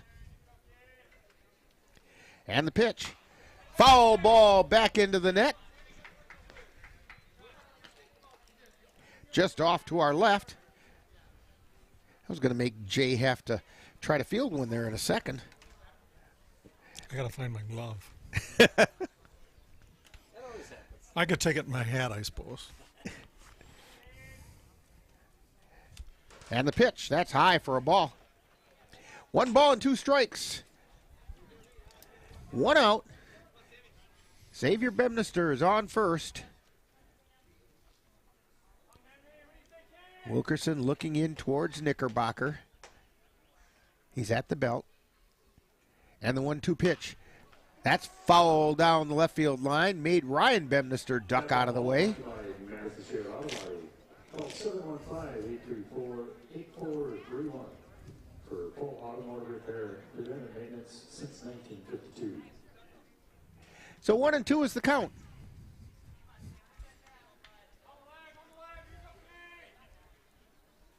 And the pitch. That's high and away. Counts even at 2-2.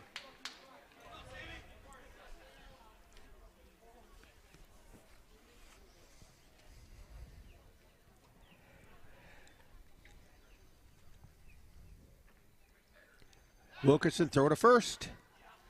And Bemister's back.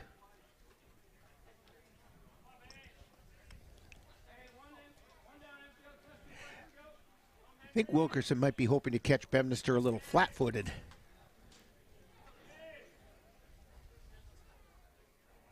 The 2-2 pitch. Ground ball over to short. Scooped up by Kine. Throw to first. And they got the... No, they called him safe. And...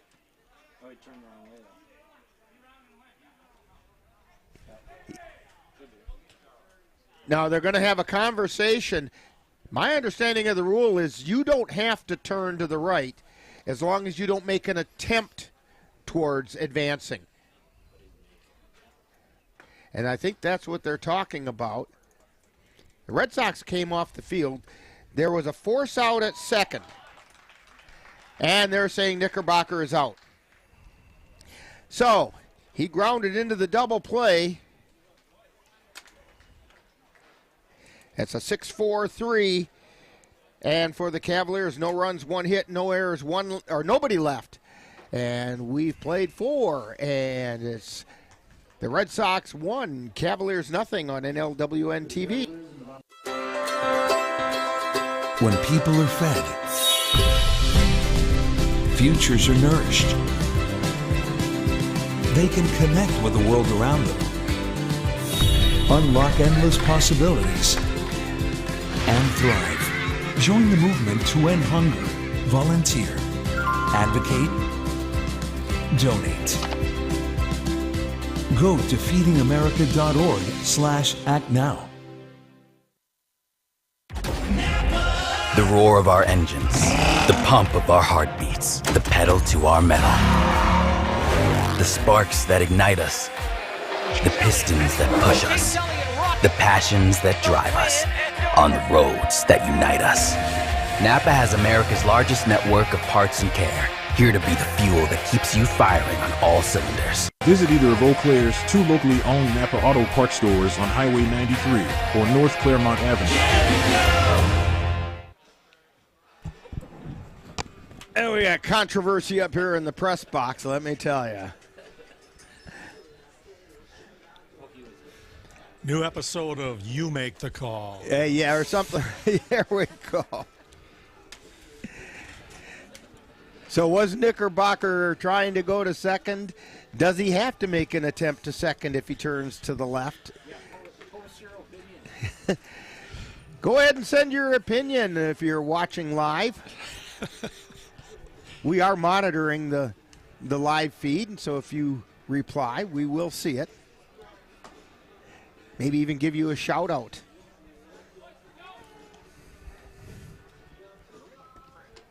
Due up for the Red Sox in the top of the 5th inning, we have Henry Wilkerson, Tony Riley, and Jack Hine.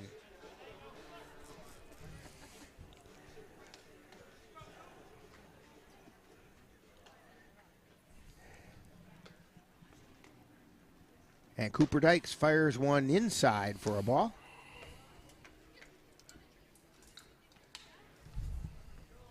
We have some activity going on down in the Red Sox bullpen. There's a hard shot ball by Wilkerson into center field. That'll bring up Tony Riley. Jay, if you can check the number down in the Red Sox bullpen there.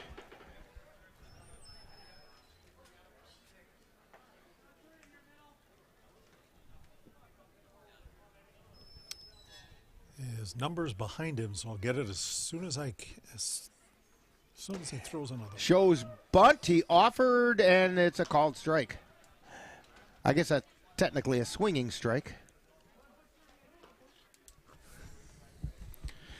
Number 20 in the bullpen, Gio Basil for the Red Sox. And the pitch. That was high.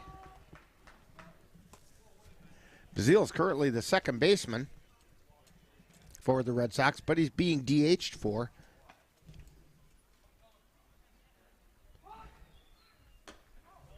And that one's high. 2 balls and a strike. Tony Riley showing bunt. Red Sox are going to play a little small ball here. 2 balls and 1 strike. Shows bunt again. He bunts that one foul. Count goes to 2-2. My guess is the bunt is off.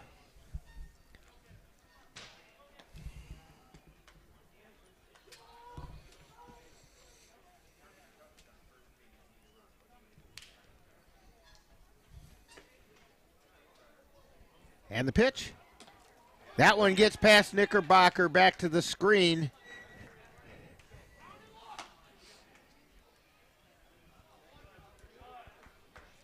I believe that's probably a pass ball.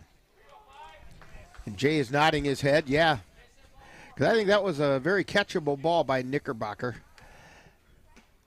And that one's down low. And Cooper Dykes, along with a whole bunch of people in the stands, thought he had strike 3. That's the second walk drawn by Tony Riley. Brings up Jack Kind. Struck out and laid down a sacrifice bunt, but got on an error. He's showing bunt. Puts it right back out to the mound. Throw over to first. They got him.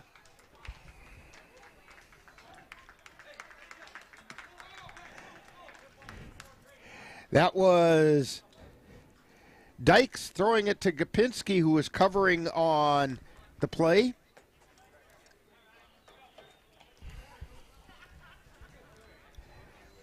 So 1 out, both runners advanced 1 base.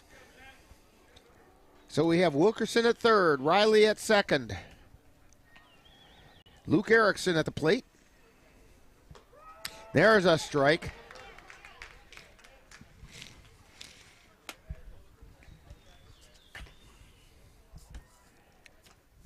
And there's a fly ball to left. Making the catch and the throw coming in. And he got in under the tag.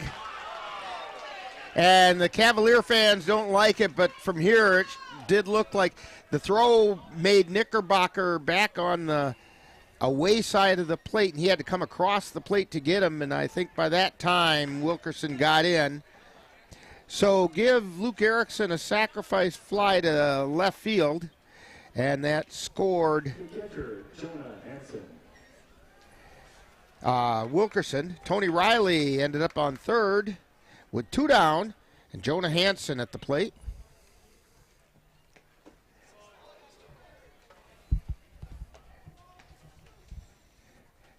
That was a check swing ball. 1 ball, no strikes. And a strike called. 1-1.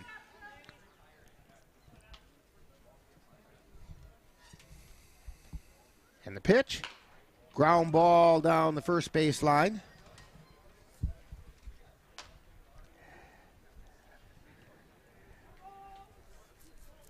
One ball and 2 strikes to the catcher, Jonah Hansen.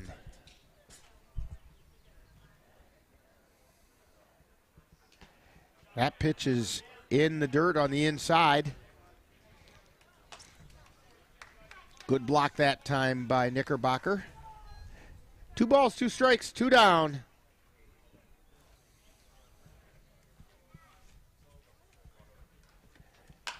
And there's a pop-up, shallow right field. Gopinski moving back. He's under it, and he makes the catch. So for the Red Sox, they do pick up 1 run on 1 hit. There were no errors and 1 left on base. So we've played 4.5, and it's the Red Sox 2, Cavaliers nothing on NLWN-TV. Mom's Restaurant and Pub in Colfax has just what you need when you have that craving for a home-cooked meal the way Mom used to make it. Mom's is open from 7 a.m. to 3 p.m. daily and until 9 on Fridays with a complete breakfast menu. Lunch includes sandwiches, salads, wraps, and burgers, along with Mom's comfort food favorites, and don't forget dinner on Fridays with Mom's famous fish fry. The coffee always hot, the breakfast always delicious, and lunch puts a smile on your face. 225 Bremer Avenue, Colfax. Call 715-962-4617. That's Mom's Restaurant and Pub in Colfax. Honey, the kids are antsy. What can we do that will keep all of us entertained and won't break the bank? How about we take them to the Cavaliers game? Tickets are inexpensive, there's popcorn, hot dogs, and other baseball kits, and great baseball action. That's right, Eau Claire Cavalier Baseball, your best choice for affordable family entertainment. Check out the schedule at www.eauclaircavaliers.org. NLWN-2 invites you to join us in our time machine and journey back to the 1860s for some vintage baseball with the Menominee Blue Caps. Our first broadcast will be on Monday, June 23rd, as the Blue Caps face the Flat Rock Bear Clan from Michigan and the Fillmore Fungi from Minnesota. Coverage begins at 7 p.m. That's Vintage Baseball, Monday, June 23rd on NLWN-2. New pitcher on the mound for the Cadott Red Sox is Gio Bazile.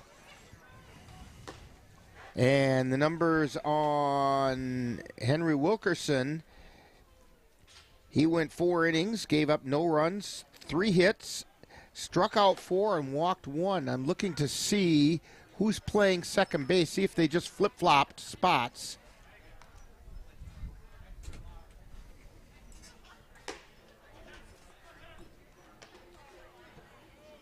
And I'm still looking because whoever's out there at second base won't.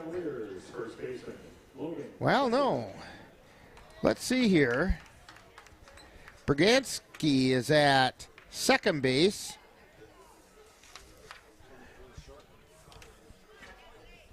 Yeah, that's still the same. Take a look out in left field, Jay. See if that's number 11 out there. Of course, they don't have numbers on the fronts of their shirts.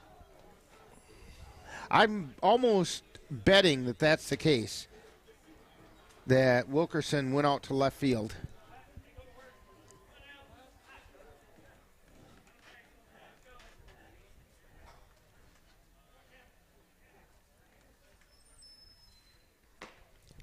And the first pitch is a ball to Logan Hesselman, who struck out his first time up. He'll be followed by Cade Mueller and Cole Timon.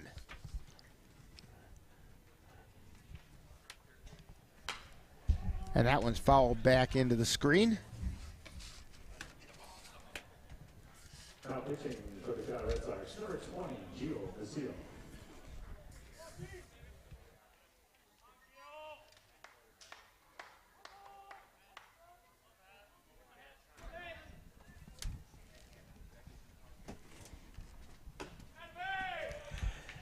And a strike called. 1 ball, 2 strikes to Logan Hesselman.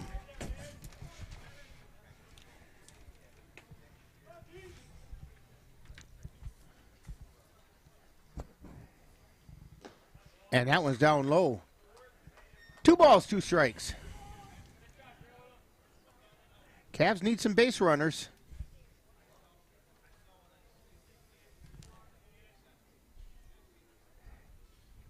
And the pitch. There's a ground ball over to second. Bobbled a little by Brzezinski, and it pulled the first baseman off the bag. And Logan Hesselman beats it out. That's going to be an error on Brzezinski at second base.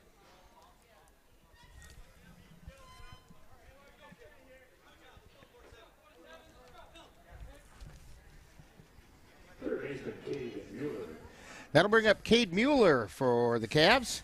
Mueller fouled out to right field his last time up.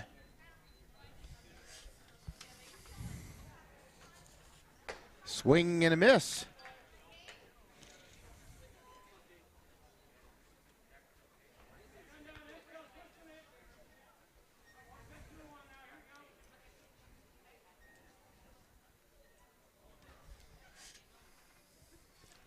And that pitch is outside.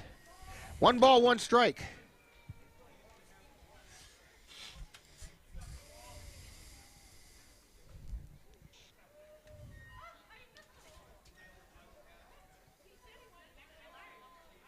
And the 1-1 swung on a miss, strike 2.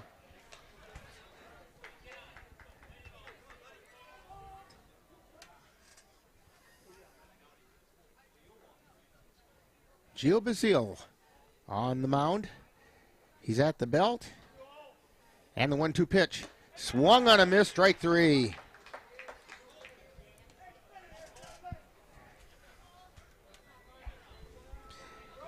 Gio Basile has a 1 win, no loss, and 1 save record. He's put in 6 innings of work and has an ERA of 0.00.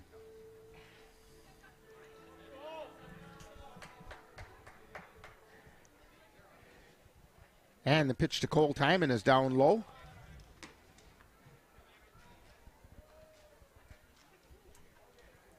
One out. Logan Hesselman on first for the Cavs. Basile at the belt, throw over to first, and Hesselman's back.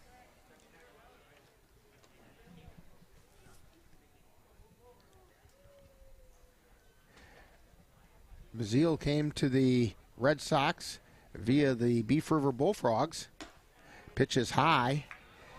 He was with the Bullfrogs 2 years ago, and he was a pickup player for the Cavs during tournament time. 2 balls, no strikes.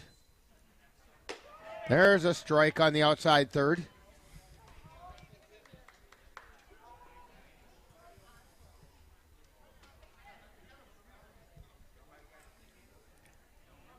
Basile at the belt.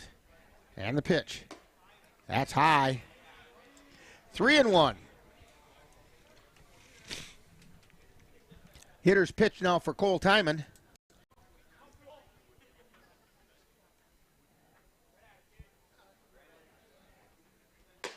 And that's outside for ball 4.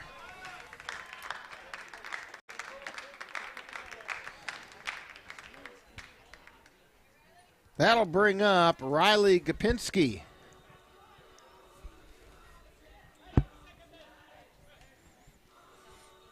Second baseman Riley Gopinski. Gopinski grounded to short his last time up.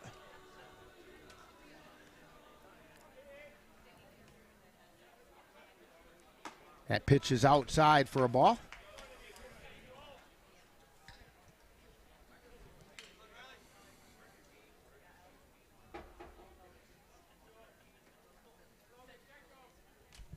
And the pitch. That's ball two.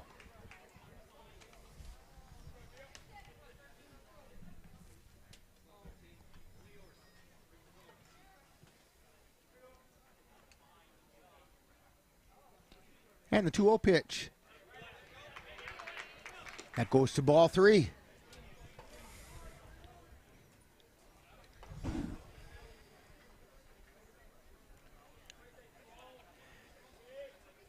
Bazile at the belt, and the 3-0 pitch. That's a strike.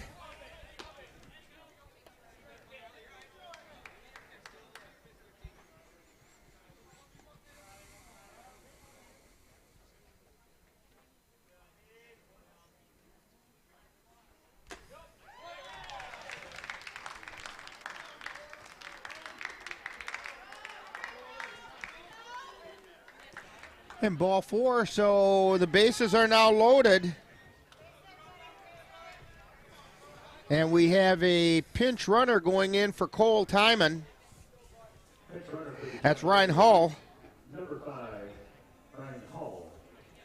Now batting for the Cavaliers. So the bases are loaded.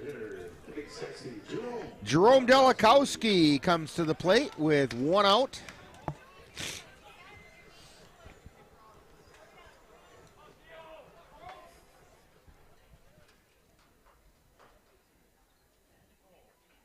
Here's the pitch. Strike called on the outside corner.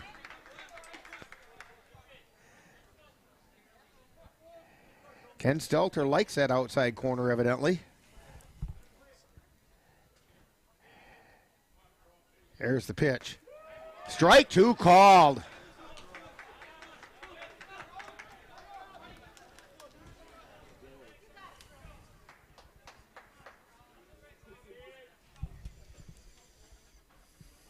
And Gio Bazile delivers. That one's fouled away off the right side. All brought to you by the Gold Coffee House. You can find their menu and more at the Gold Coffee House. 1 out. Bases loaded. Tying run on second for the Cavs. Here's the pitch.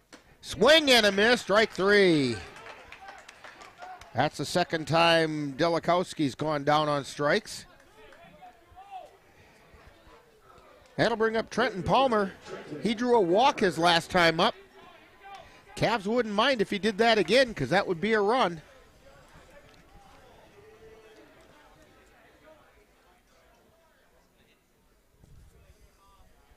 And the pitch. Swung on and fouled at the plate.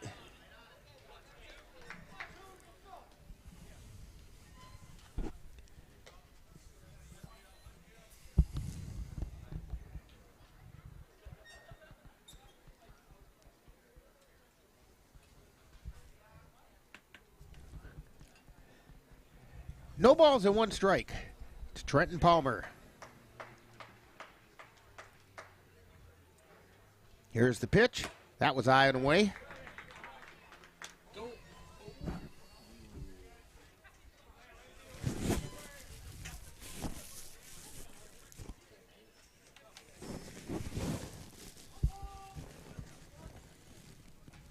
One ball, 1 strike.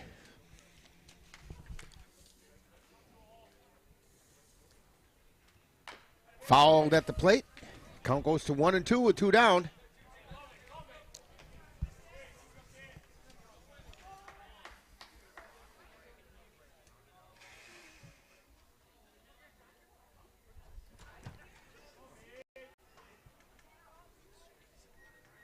And the 1-2 pitch. That's high. Counts even at 2-2.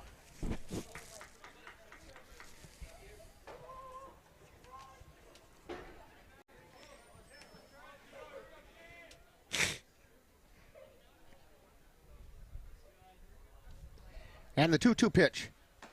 Strike 3 called. Palmer goes down looking, and the Cavaliers go down with no runs, no hits. There was one error, and the bases were left loaded. So we've completed 5 innings, and it's the Red Sox 2, Cavaliers nothing on NLWN-TV. The Eau Claire Cavaliers would like to take veterans out to the ball game. That's right. As a thank you for your service, any veteran of the United States military can receive a lifetime pass for free admission to all Cavalier home games. Just come to Carson Park with your veteran identification, and the Cavaliers will issue you a free lifetime pass to all Cavalier home games. That's just the Cavaliers' way of saying thank you for your service. Auto Vision Center in Eau Claire, your source for auto glass repair and replacement. Their quality work comes complete with a lifetime warranty on workmanship. When it comes to windshield repair and replacement, Auto Vision Center provides mobile auto glass services with free estimates. So if your windshield needs help, call Auto Vision Center today. That's Auto Vision Center at 1631 North Claremont in Eau Claire. Call 715-834-5277.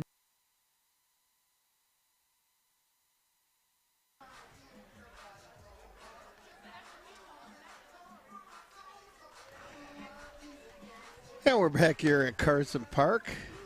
Rick Olson, Jay Fall, Cassie Nelson, and Dan Petchow bringing you all the action at today's Cavalier game against the Cadott Red Sox. Cavs trailing 2-0 as we head to the 6th inning. Cooper Dykes still on the mound for the Cavaliers, and we were just saying off the air a minute ago, Jay, Cooper Dykes is throwing a pretty decent game. It's too bad he's just not getting any run support.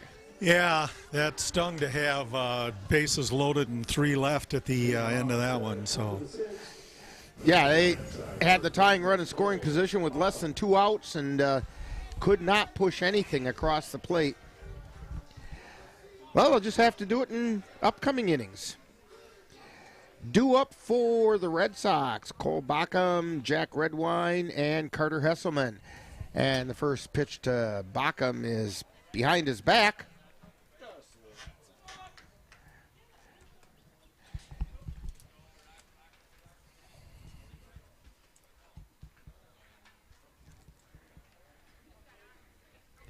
And the pitch, line shot, fair ball down the third base line. Goes over into the corner, and Backham is going to check in at second with a double.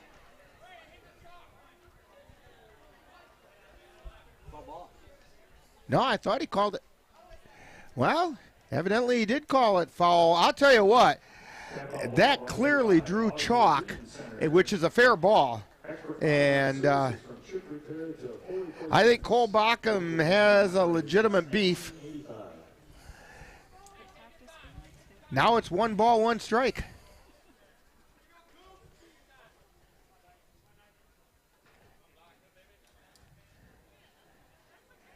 And the 1-1 pitch. There's a fly ball to center field. Not going to find any chalk there, but moving over is Tillman, and it does find Tillman's glove.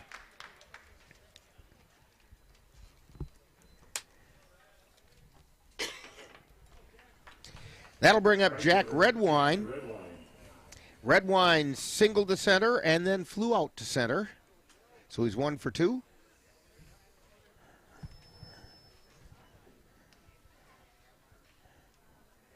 Dykes delivers. Strike called on that inside corner.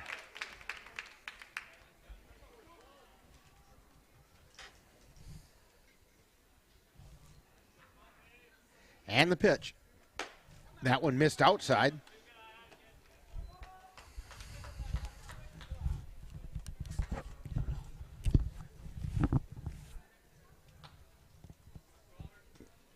One ball and 1 strike.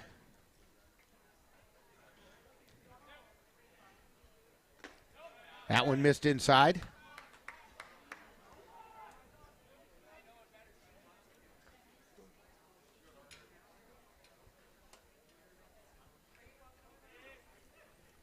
And the 1 or 2-1 pitch is fouled away. It's now 2-2.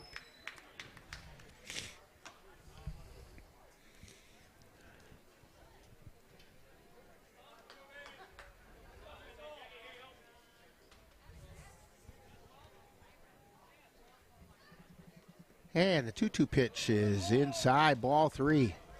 So the count goes full to Jack Redwine. As our broadcast partner Ben used to say, they called him the Cuban Missile Crisis. There's a chopper over towards first. It's a race to the bag, and Redwine beats it. Nobody was there covering. And the umpire at home called a foul ball.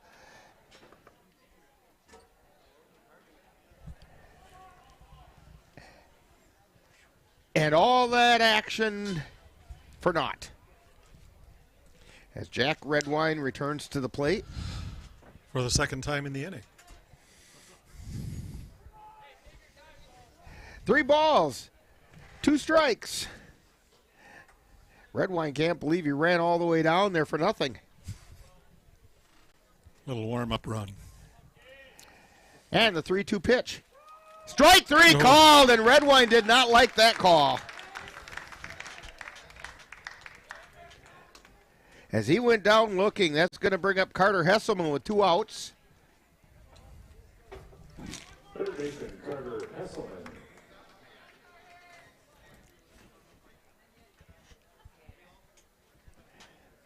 And there's a strike on the outside corner.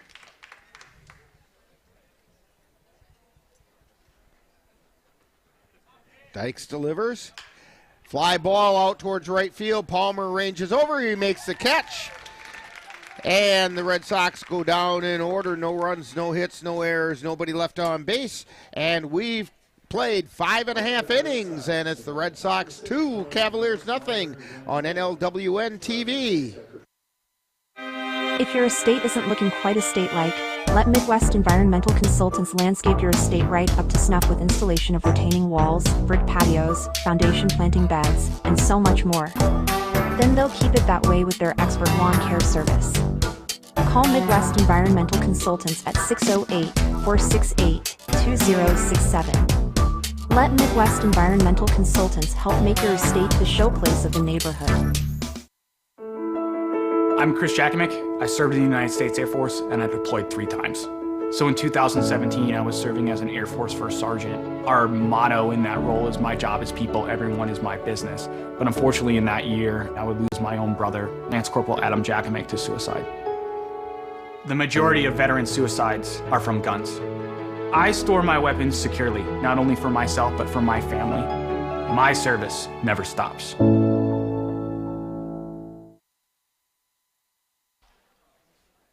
And we're back here at Carson Park.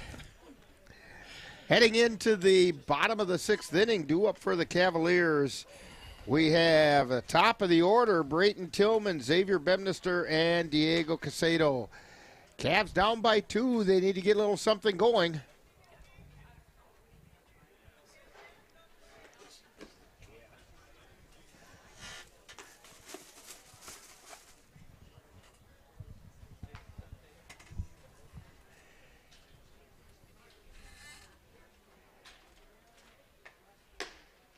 And there's a warm-up pitch that the Cavs would like to see, because that went right over the middle of the plate.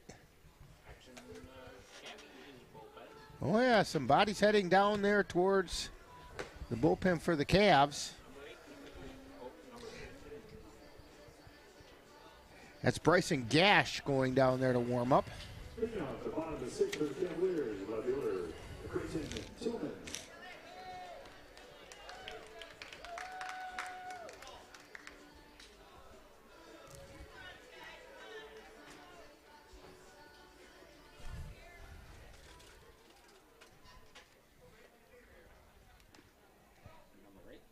Yeah, it looks like Luke Costley is actually warming up. Swing and a miss by Tillman for strike 1.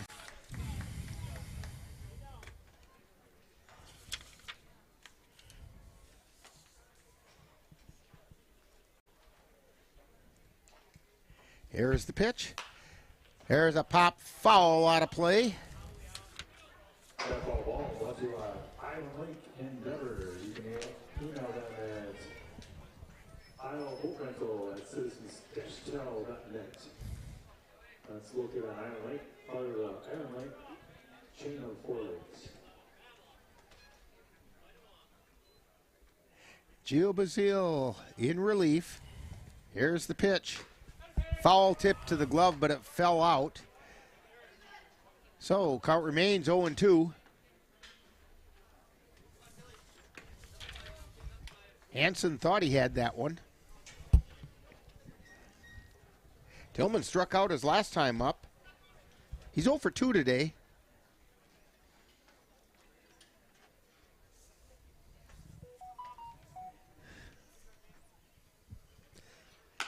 There's a line shot, foul down the right field line.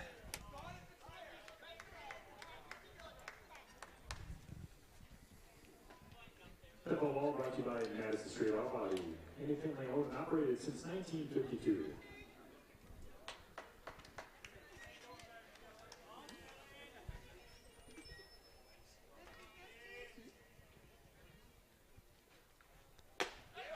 And a swing and a miss for strike 3.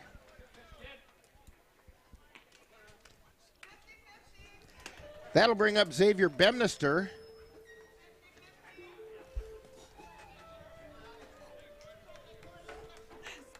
Center fielder, Bobby Bemister.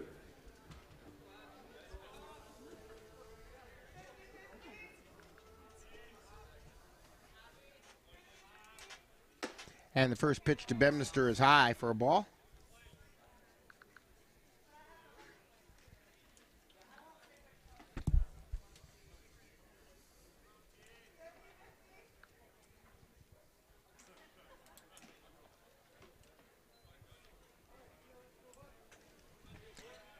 And now it's 2 balls, no strikes.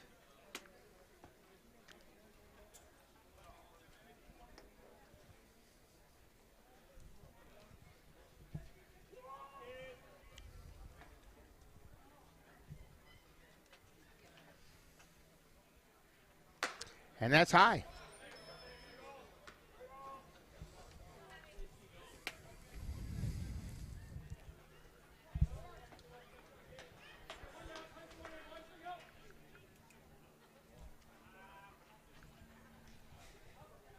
And that one's inside.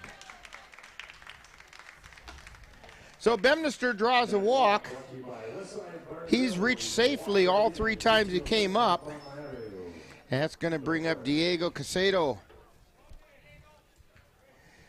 Casado's 0 for 2, grounded into a fielder's choice, and then flew out to center field.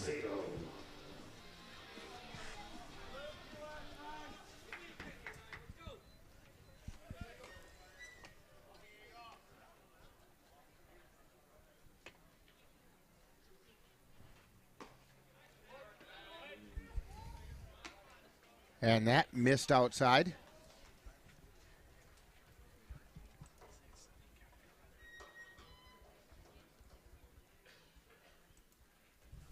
Swing and a miss for a strike. Throw it on to first, and Bemister gets back. 1 ball, 1 strike.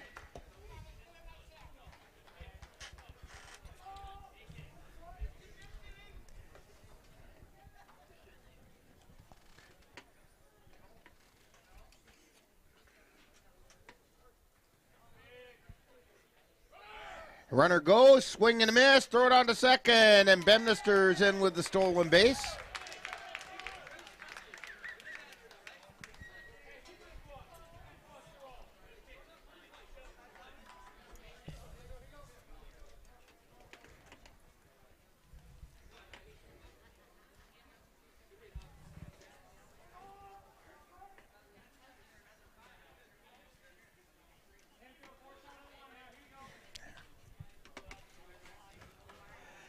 So 1 ball, 2 strikes. And that missed outside. And a round of groans up here in the press box because Kent Stelter had been calling that one a strike all day. 2 balls, 2 strikes now to Diego Casado. And the pitch. Swing and a miss, but he missed by the catcher. Casado heads down to first, and he's going to beat it out. That's going to be in the book as a strikeout with an error on the catcher.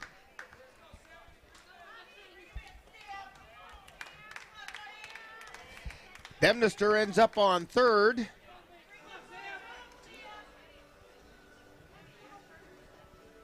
The catcher, Sam Knickerbocker. And that brings up Sam Knickerbocker. Knickerbocker is 1 for 2.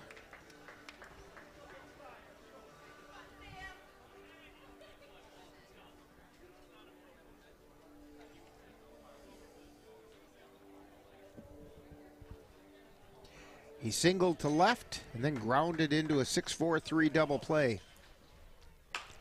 There's a sliced foul off the third base side.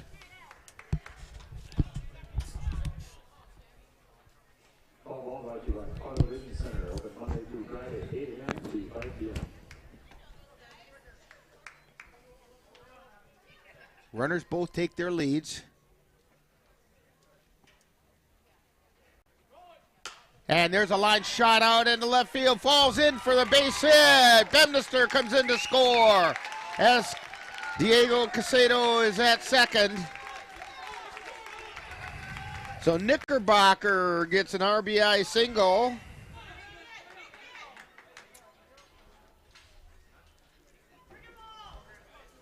First baseman Logan Hesselman. And the Cavaliers have closed the gap to 2-1. And Logan Hesselman comes to the plate. He struck out and got on an error, and we're going to have a pinch runner. Oh, it's a courtesy runner for Knickerbocker. Yep. Ashton Crowell going out there. 28, Ashton Kroll. So Ashton Kroll is the courtesy runner. Diego Casado on second, Kroll on first. Logan Hesselman at the plate. And the pitch, down low for a ball.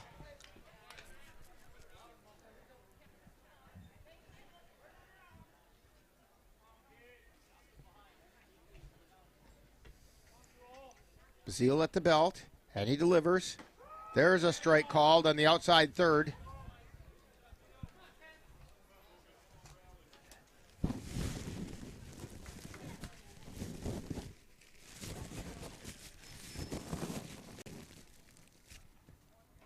And the pitch, line shot foul down the first baseline.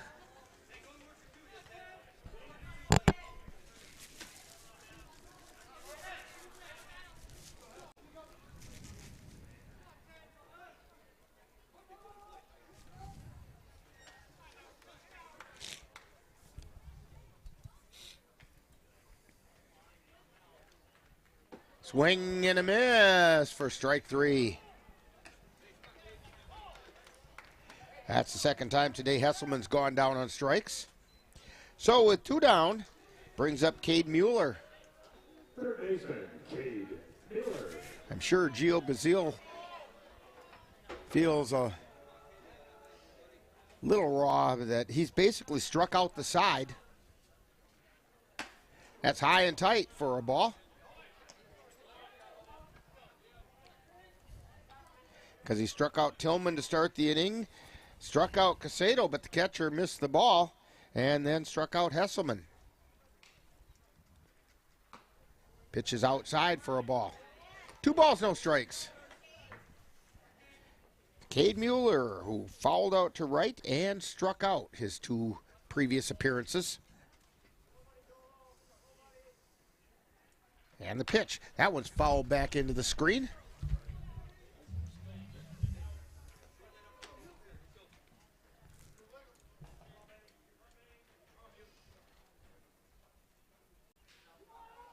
Casado with a pretty decent lead over at second.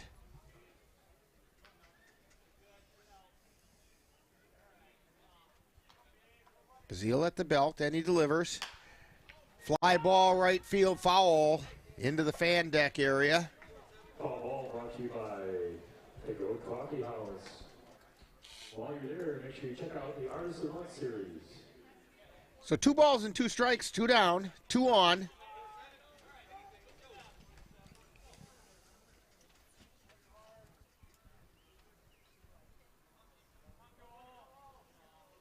And the pitch, that's outside.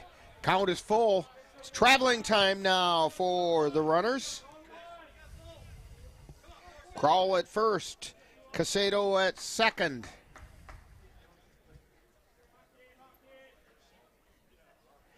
Runners go, and that one's fouled back out of play.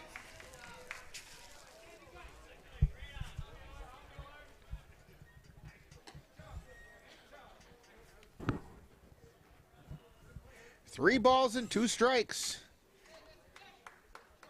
Cavs could use a good base hit right now to tie this thing up.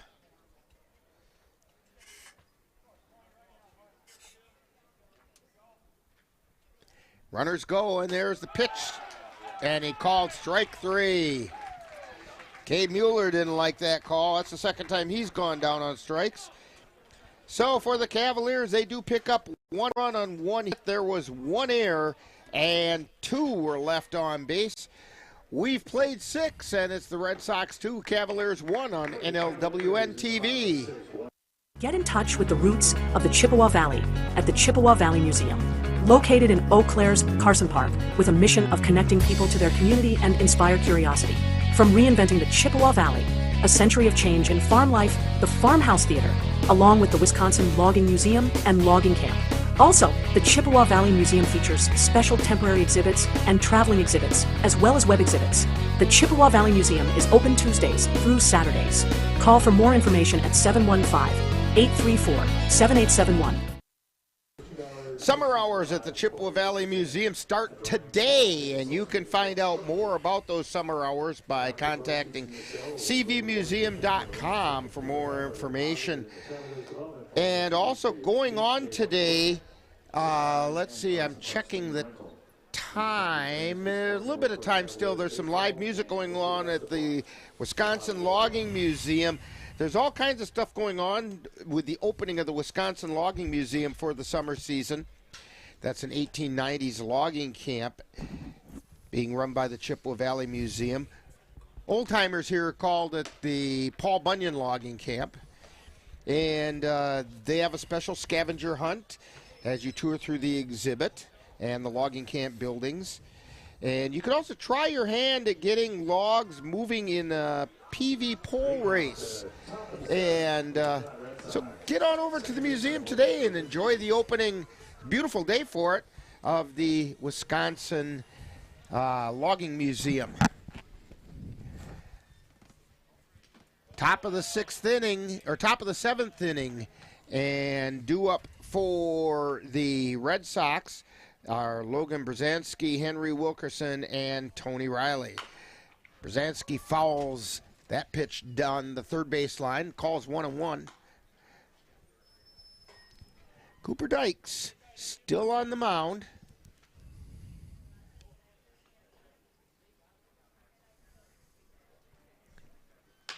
There's a fly ball out into center field. Bemister getting back, and he reaches up and makes the catch. Xavier Bemister showing his range on that one. That'll bring up Henry Wilkerson. He's 1 for 2. Grounded into a fielder's choice and then singled to center field.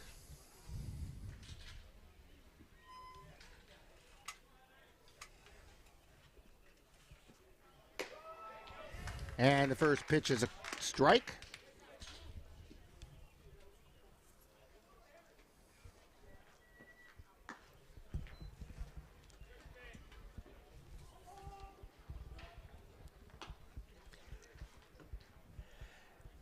So now it's 1-1 to Henry Wilkerson,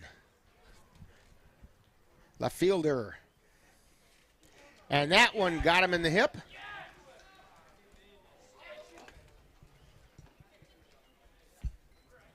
That was a nice slow curveball that didn't curve.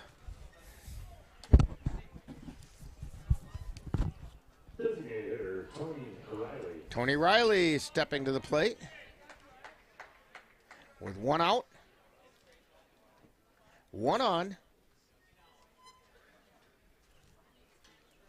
Dykes delivers, swing and a miss, strike one.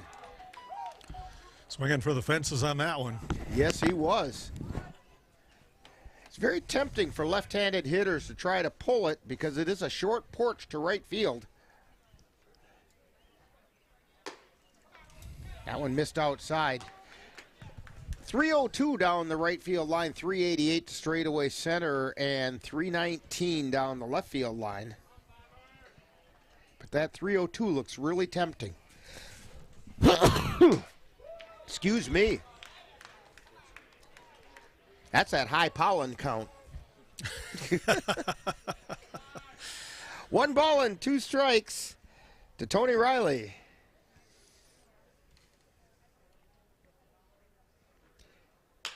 There's a shot out into right field, falls in for a base hit.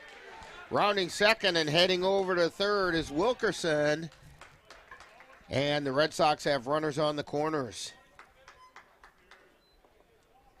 Back to the top of the order, and Jack Kine.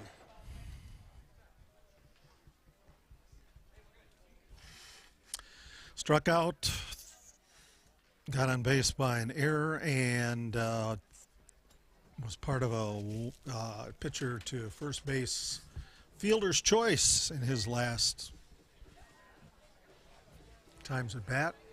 So that would make him 0 for 2. A little bit of a conference at the mound how they want to defend this. With the runners on the corners with 1 out.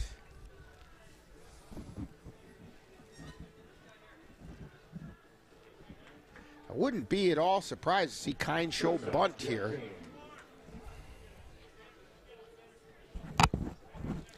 This would be a good time for a safety squeeze. Pitch is inside for a ball.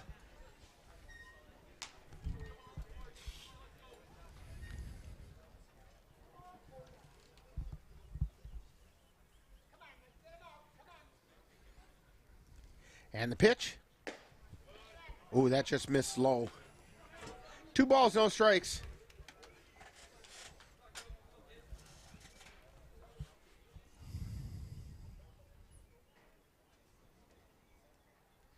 And the pitch. That's a little bit high.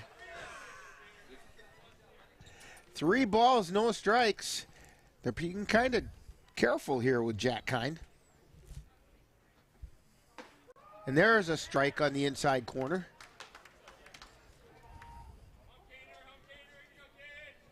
Hitter's pitch now for Kine.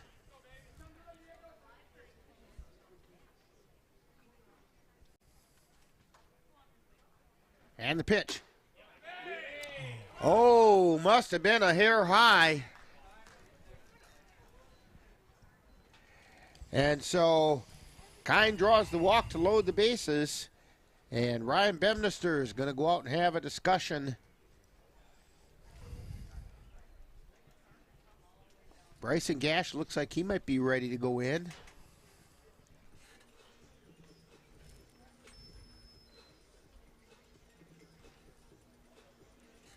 Lucas Costley waiting also at the railing of the dugout.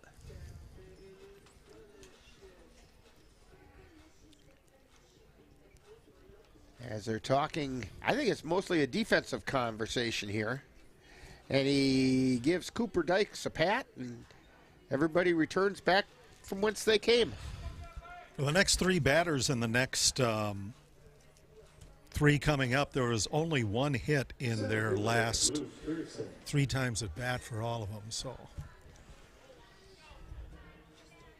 hopefully this leads a defensive advantage here. And the first pitch to Luke Erickson is a called strike.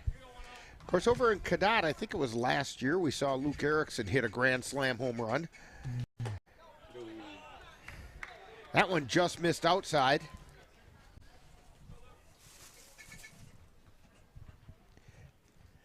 Swing and a miss, strike 2. Tried to check the swing, but couldn't.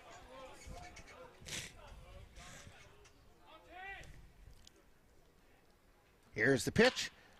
Line shot right into the glove. Throw to first for a double play.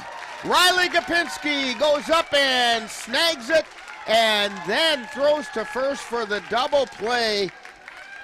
And Erickson lines to 4, which goes to 3 double play. And the Cadott Red Sox go down without scoring a run. On 1 hit, there were no errors, and that would leave 2 on base. And we've played 6.5. It's time for the 7th inning stretch with the Cadott Red Sox leading 2-1 on NLWN-TV. NLWN-2 invites you to join us in our time machine and journey back to the 1860s for some vintage baseball with the Menominee Blue Caps. Our first broadcast will be on Monday, June 23rd, as the Blue Caps face the Flat Rock Bear Clan from Michigan and the Fillmore Fungi from Minnesota. Coverage begins at 7 p.m. That's Vintage Baseball, Monday, June 23rd, on NLWN-2. Being a cowboy, I don't know anything different. I had a very successful career. Life was fast. I was preparing physically. I wasn't doing anything mentally. And then I got hurt. I dug into mental health. I wanted to be better as a person. I start my day with a workout. I live life 8 seconds at a time. Find a place to stop and just breathe. Love your mind. Oh, there we go. Talk when the mic's on. 2-1 after 7.5 innings of play. The Red Sox have slightly out-hit the Cavs 5-4. 2 errors for Cadott, 1 for the Cavaliers. And we've got warming up for the Red Sox, Gio Basil. And coming to the plate for the Cavaliers is Ryan Hull.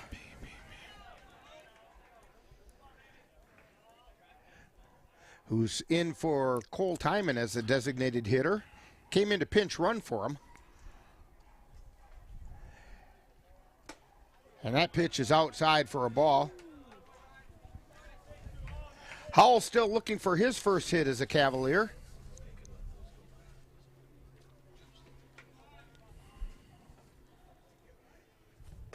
And there's a strike.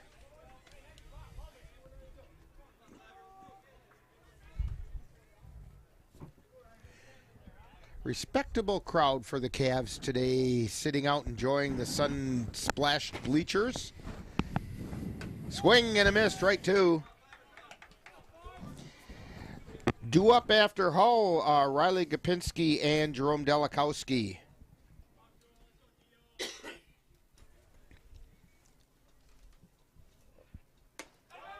And he goes down on strikes. So that'll bring up Riley Gopinski. He grounded to short and drew a walk. 0 for 1. Riley Gopinski.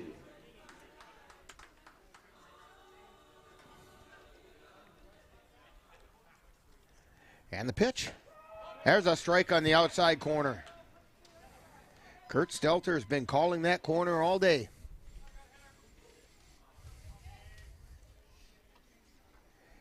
Bazile delivers.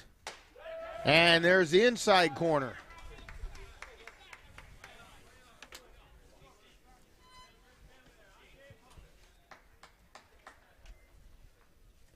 Here's the pitch. And strike 3 called.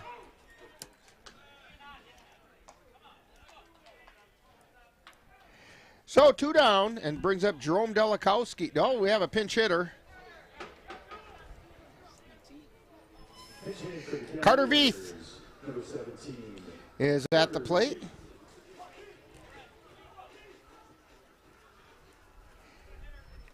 Batting .333, I think. No, .429.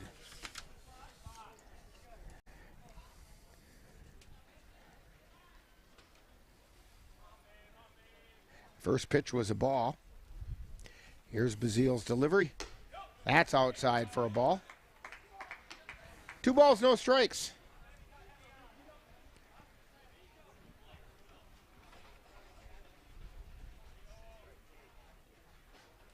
And the pitch.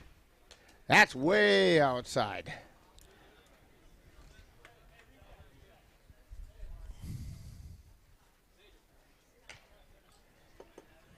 Three balls and no strikes.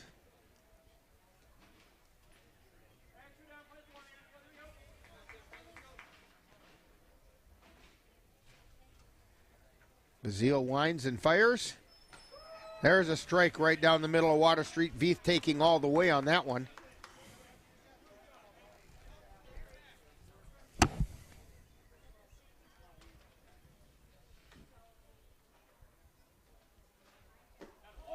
And that one just missed outside. Carter Veith draws the walk. It's going to bring up Trenton Palmer. Palmer walked and struck out.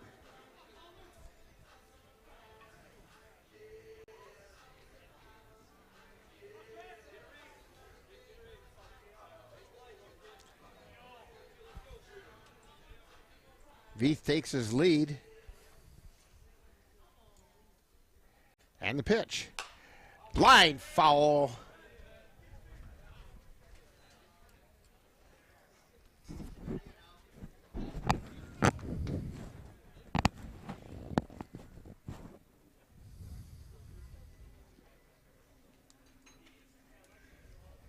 So no balls and 1 strike. We're in the bottom of the 7th inning. Cavaliers trying to get another run, tie this thing up. Gio Bazile at the belt. That pitch is inside for a ball. 1 ball, 1 strike. 2 down. And the pitch. Fly ball foul on the left side. Bounces and clangs its way through the bleachers.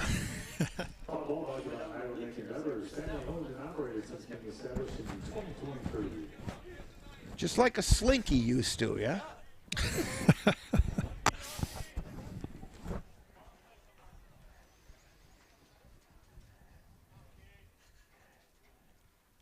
And the pitch. There's a ground ball in the infield. This could be a tough play, and he can't pick it up and make the play. And nobody covers third. And Carter Veith ends up on third. Palmer gets an infield hit.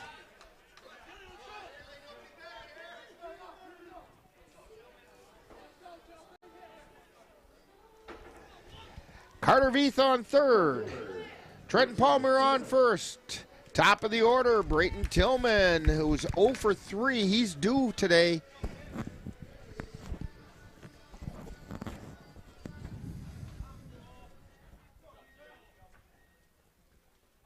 And the pitch.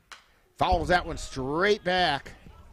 You know, Jay, they say the difference between a good line shot and a foul straight back is just a fraction of an inch on the bat. Yeah. Means he was right on it. And the pitch, runner goes. That one missed low, and down to second is Palmer.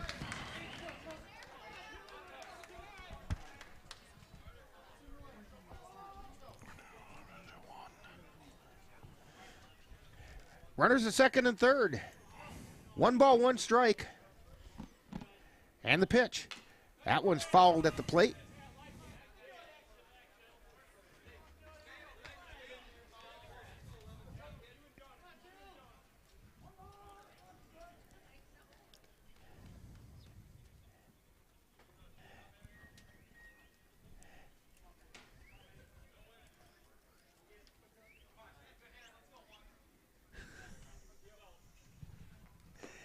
And that one missed inside. That almost got away from Hansen behind the plate, and Carter Veith was ready to come home.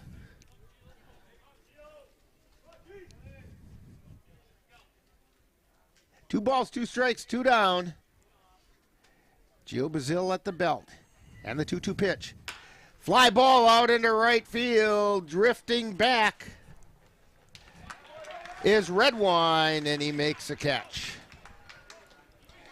So for the Cavs, they do not score. No runs on 1 hit. There were no errors. 2 were left on base. So we've completed 7, and it's the Red Sox 2, Cavaliers 1 on NLWN-TV. NLWN-2 invites you to join us in our time machine and journey back to the 1860s for some vintage baseball with the Menominee Blue Caps. Our first broadcast will be on Monday, June 23rd, as the Blue Caps face the Flat Rock Bear Clan from Michigan and the Fillmore Fungi from Minnesota. Coverage begins at 7 p.m. That's Vintage Baseball, Monday, June 23rd on NLWN-2. Life doesn't always give you time to change the outcome. Prediabetes does. 1 in 3 adults has prediabetes, but with early diagnosis, prediabetes can be reversed. And you can change the outcome.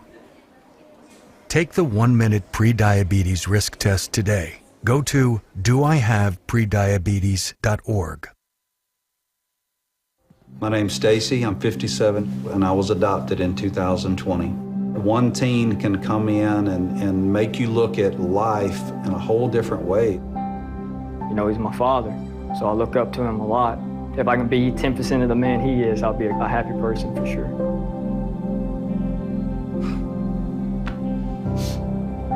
Learn about adopting a teen from foster care. You can't imagine the reward. Visit adoptuskids.org. Back here at Carson Park, we have a new pitcher for the Cavaliers. Bryson Gash is on the mound.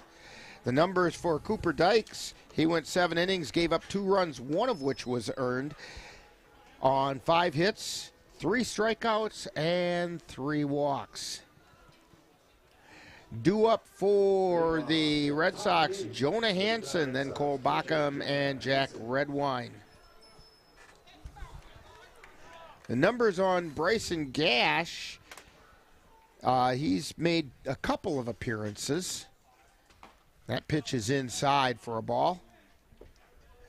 He's gone 4 1/3 innings, given up 3 hits, 3 runs, all 3 of which were earned. He's got an earned run average of 6.23. There's a strike on the inside corner.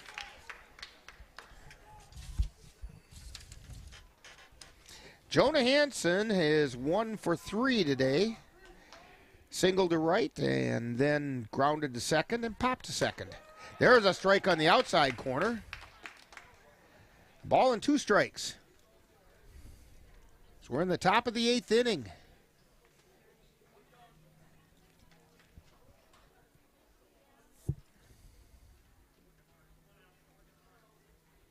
Gash at the belt. And he delivers. Outside for a ball. 2 balls and 2 strikes.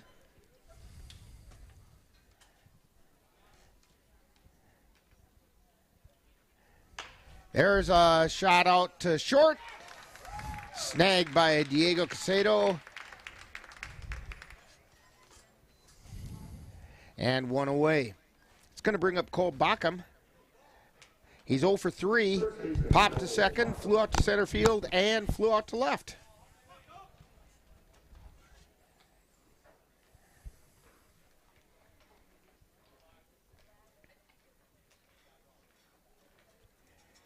And the pitch, that's outside for a ball.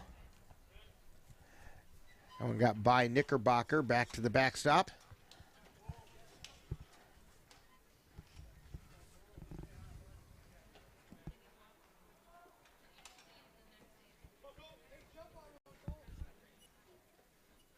Here's the pitch.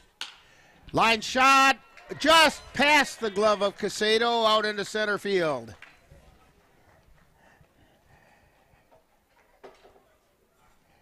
So Backham gets his first hit of the day. It's going to bring up Jack Redwine. He's 1 for 3, single to center, flew out to center, and struck out looking. And if I remember correctly, when he struck out looking, he did not like that called third strike.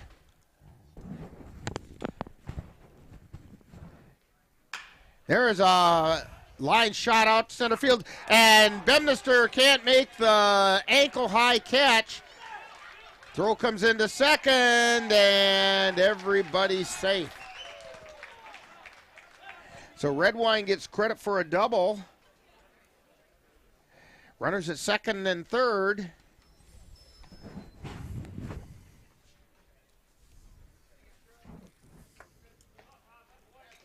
With one out.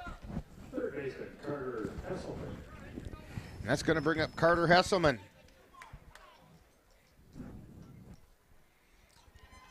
Hesselman has been very consistent today. Flew out to right field all 3 times he's come up.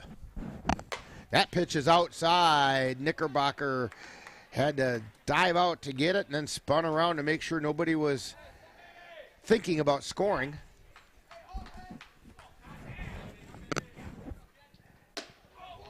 And that pitch is inside.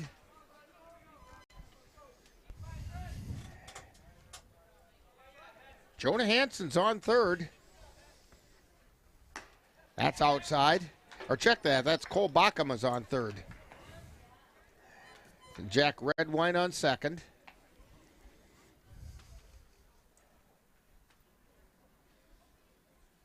And the pitch. It's outside for ball 4. That loads the bases with one out. Logan Brzezinski. Second baseman Logan Brzezinski. He's 0 for 3.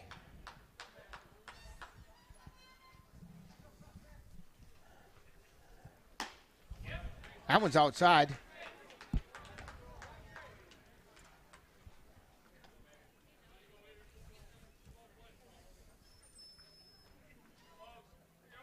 And the pitch. There's a strike on the outside corner. 1 ball and 1 strike. Bases loaded, 1 out. Bryson Gash on the mound trying to keep the Cavs in it. That one missed outside, 2 balls and a strike.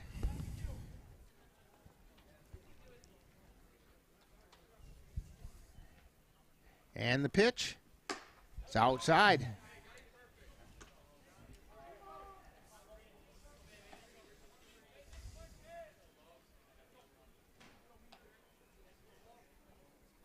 And the pitch.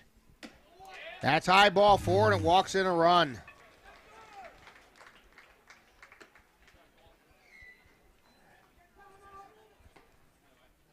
And Knickerbocker wants to go out and have a talk with Bryson Gash, as Henry Wilkerson will be coming to the plate.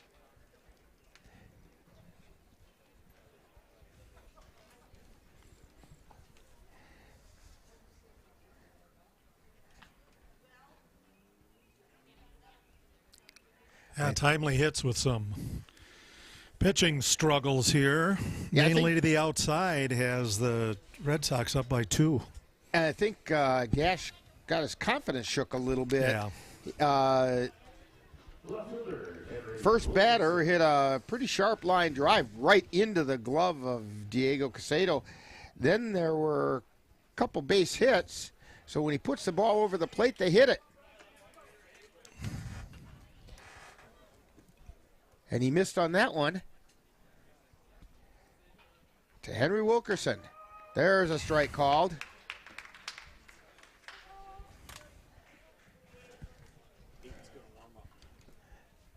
Lucas Costley heading down to the bullpen to warm up.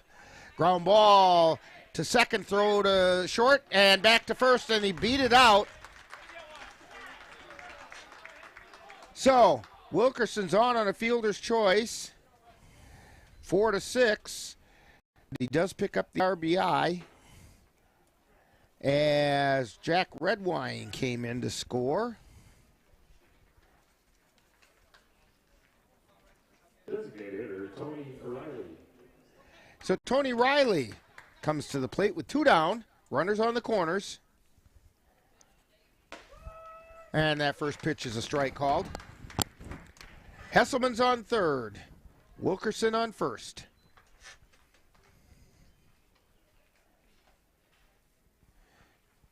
Swing and a miss, strike two.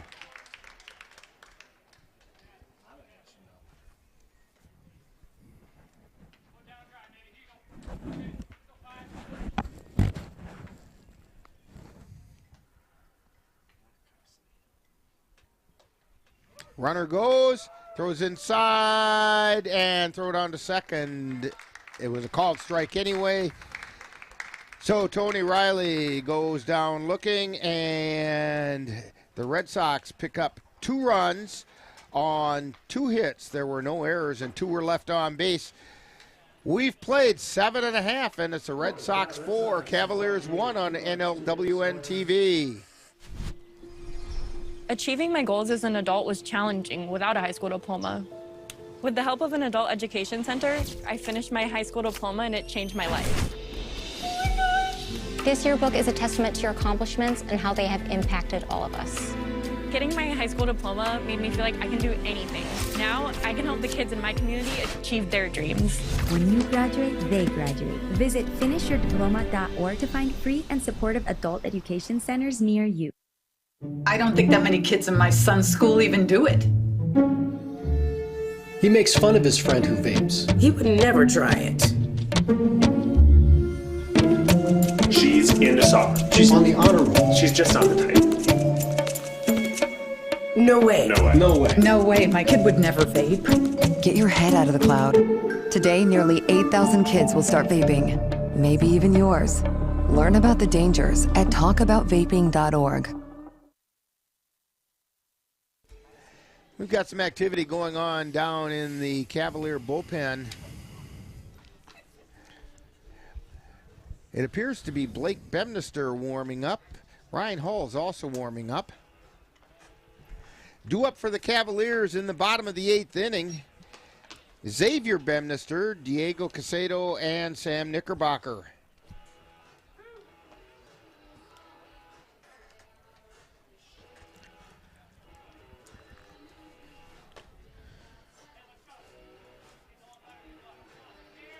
Cavs need 3 runs to get this thing closed up.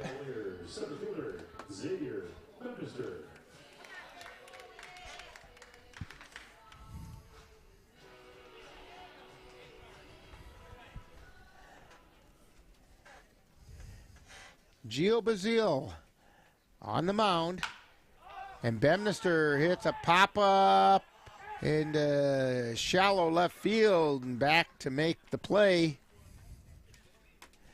is Jack Kine.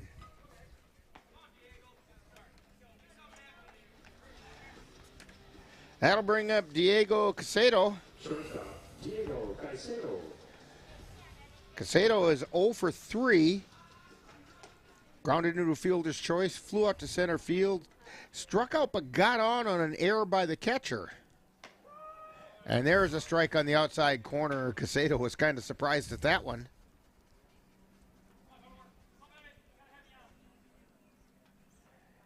And the pitch, that was outside.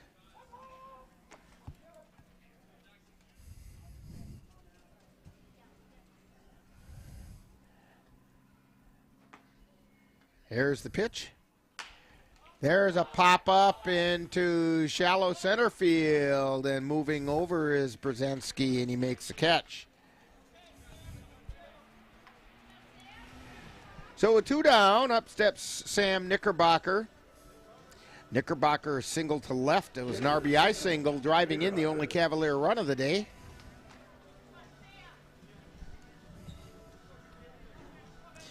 He's actually got a 2-hit day going for him. He's also singled to left back in the first inning. And there's a strike on the outside corner.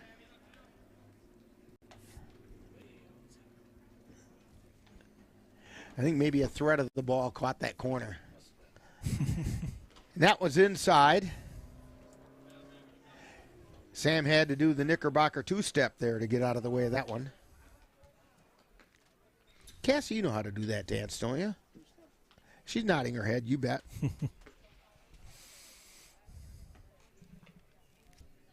And the pitch. Strike called on the inside corner.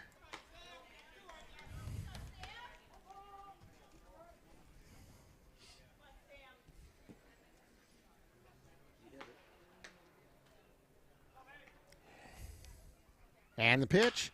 There's a shot out into center field. Knickerbocker has a 3-hit day. Now if they can just do something with it, Logan Hesselman.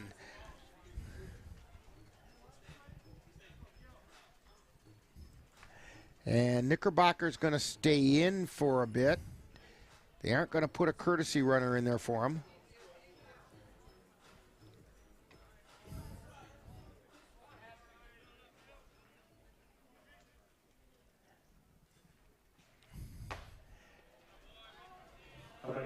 And that pitch missed to Hesselman.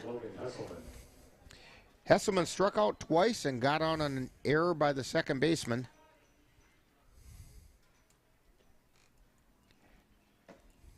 And that was down low, ball 2.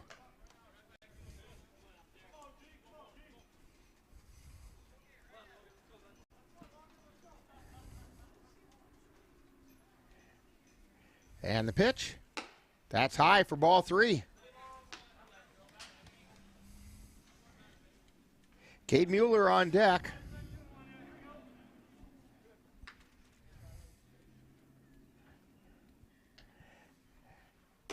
And there's a strike called. Hesselman taking all the way.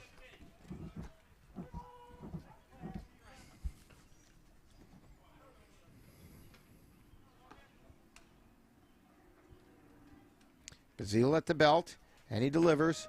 Strike called on the inside corner. Count is now full. It's traveling time for Knickerbocker. 3 balls, 2 strikes, 2 down.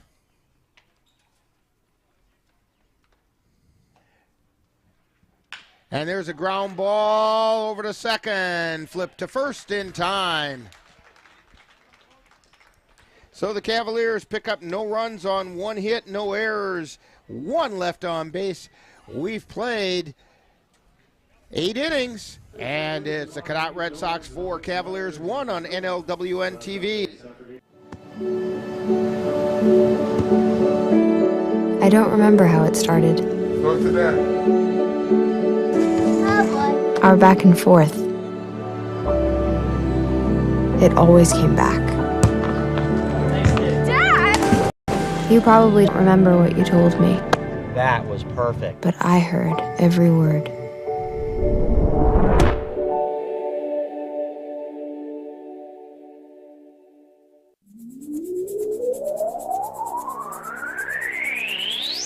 You're tuned to the Northern Light Webcasting Network and NLWN-TV. We use advertising revenue to make this service available to you. If you have a business and would like to get your message out to our ever-increasing audience, give us a call at 715-563-1749. We'll be happy to discuss our budget-friendly advertising packages with you. Get your business noticed on the Northern Light Webcasting Network and NLWN-TV by calling 715-563-1749.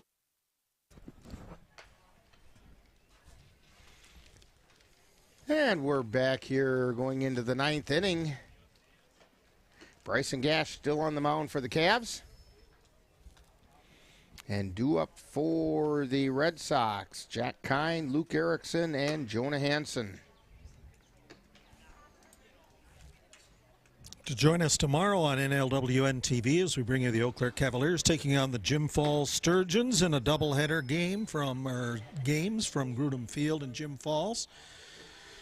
Due to poor cell strength, same-day delayed coverage will begin at 7:30 p.m. with the In the Dugout show, followed by all the play-by-play action of both games. Yeah, actually, I think that's supposed to be 7 o'clock, not 7:30. That's a typo. My mistake, I didn't catch it when you saw that, but yes, we'll be on the air at 7 o'clock with that one, or those games.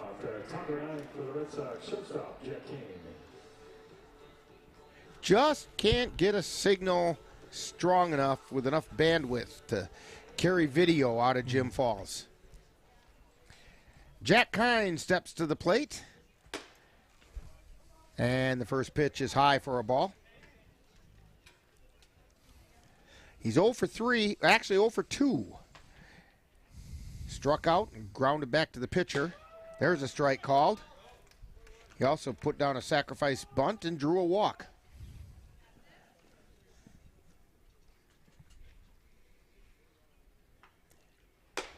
Strike 2.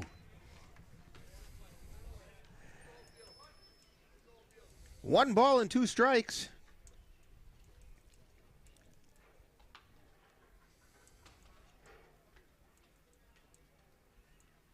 And the pitch. That was outside. Count goes even at 2-2.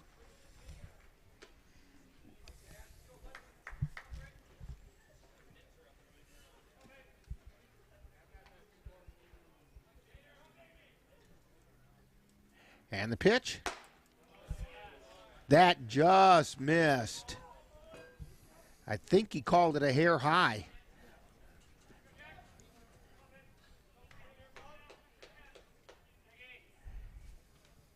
And that pitch is outside for ball 4.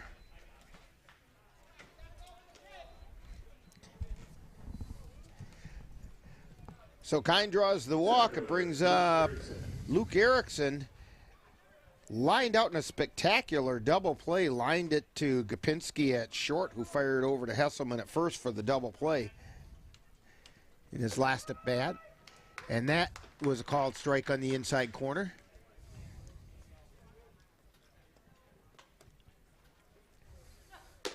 Check swing outside for ball.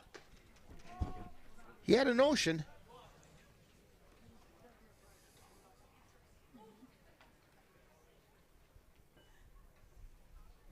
And the pitch inside.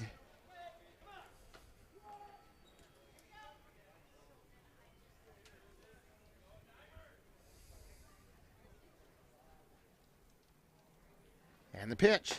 Strike called on the outside corner. 2 balls, 2 strikes, 1 runner on, nobody out in the top of the 9th inning.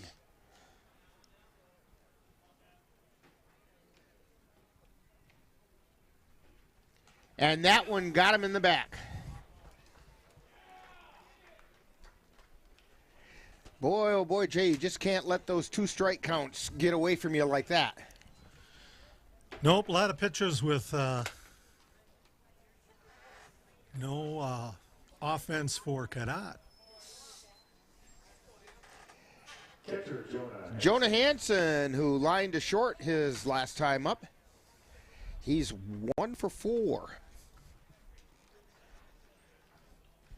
Picked up an RBI when he grounded to second.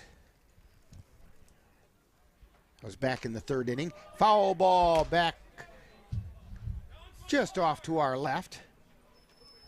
Could have stretched for it, but yeah, but you hadn't loosened up. That's true. I didn't want to injure myself for tomorrow, you know. Right. We don't need you on the injured reserve list.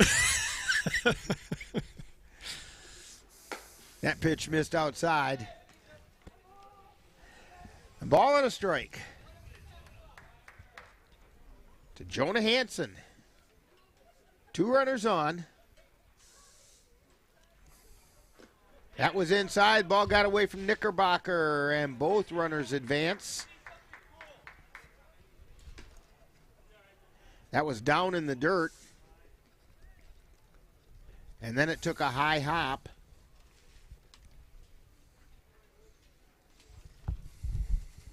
Two balls and 1 strike. Kynes at third. Luke Erickson at second. Pitch is outside. 3-1.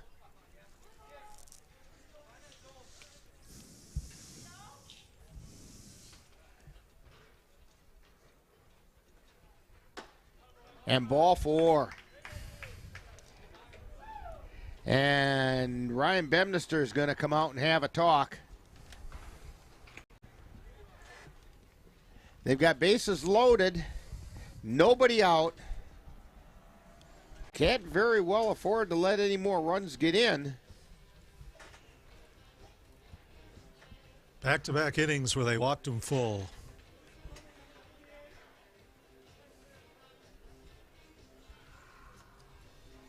And they're going to leave Bryson Gash in.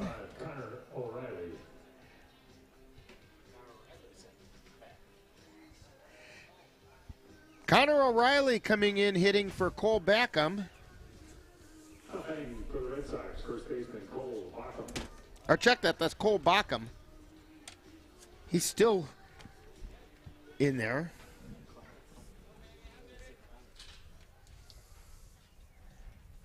And there's a high pop-up in the infield. Should be infield fly rule. Well, it wasn't because it was in foul territory.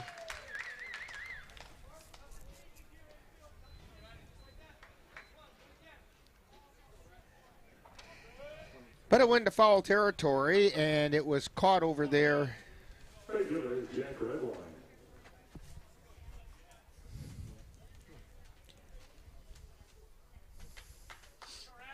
Jack Redwine comes to the plate.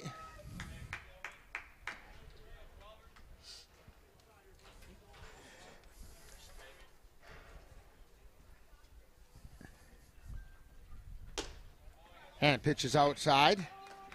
Checking to see if maybe Connor O'Reilly might be running at first as a courtesy runner for Hansen.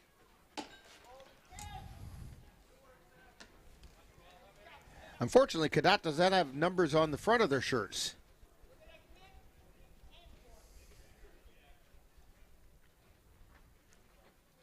Pitches outside. 3 balls and 1 strike. Nowhere to put him. Jack Redwine doubled his last time up.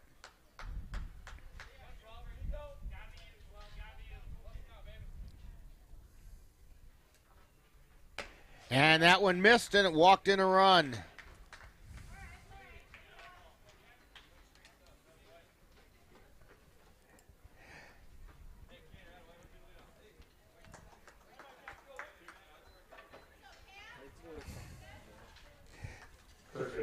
So, that's going to bring up Carter Hesselman as we have Jack Kine coming in to score. Now on third is Luke Erickson. Connor O'Reilly's on second. And Jack Redwine is on first. First pitch to Hesselman was a called strike. Swing and a miss for strike 2. Connor O'Reilly, former Cavalier, out there on second base. He's played a little catcher for the Cavs and played some outfield. And that one's fouled back into the screen by Hesselman. In fact, when you look at the Red Sox out there right now, we've got Luke Erickson, former Cavalier, at third. O'Reilly, former Cavalier, at second. Hesselman, former Cavalier, at the plate. And Redwine, former Cavalier, at first. There's a fly ball. Tillman coming in, and he makes a catch. Throw coming into the plate, and it gets... Oh, they almost had Erickson caught. The throw came in over the head of Knickerbocker, but it was backed up well. And they almost had Erickson caught dead for rights. Second baseman Logan Brzezinski. That's going to bring up Logan Brzezinski.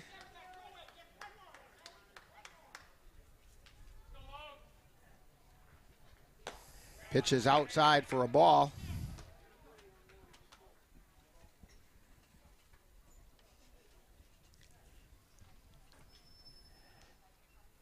And there's a foul back into the screen.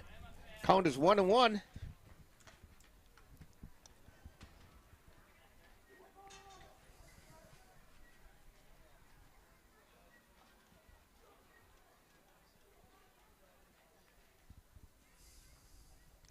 At the belt, and the pitch.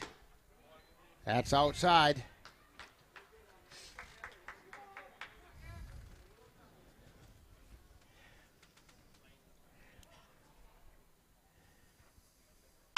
There's a line shot out into center field. One run is in. Here comes the second run.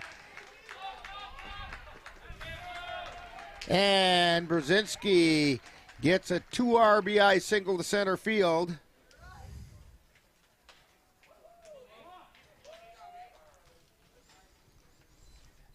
As Erickson and O'Reilly came in to score. So Henry Wilkinson comes to the plate. He is 1 for 3.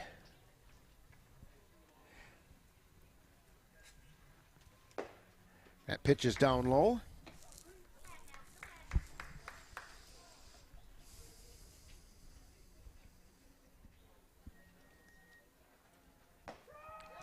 And there's a strike called.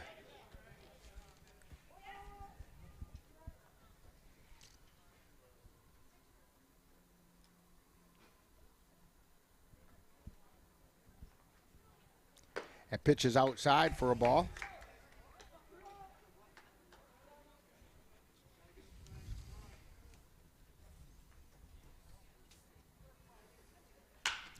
There's a ground ball over to second, flip to short for the final out of the inning. But the damage was done by the Red Sox. They pick up 3 runs on 1 hit.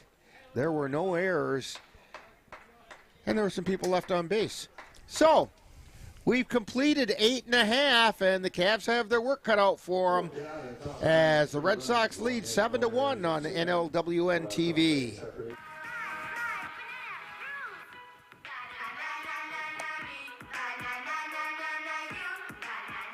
Losing the fear of looking foolish comes with age.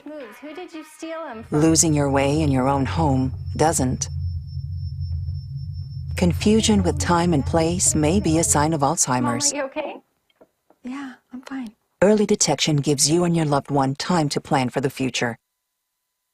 Learn the warning signs of Alzheimer's. Let NLWN-TV take you out to the ballgame.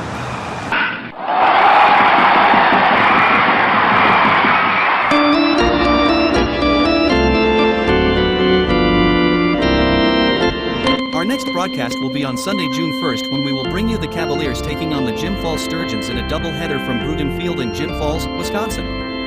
Same-day coverage, since we can't get a live signal out of Jim Falls, on NLWN-TV begins with the In the Dugout show at 7 p.m. That's Eau Claire Cavalier Baseball on Sunday, June 1st on NLWN-TV.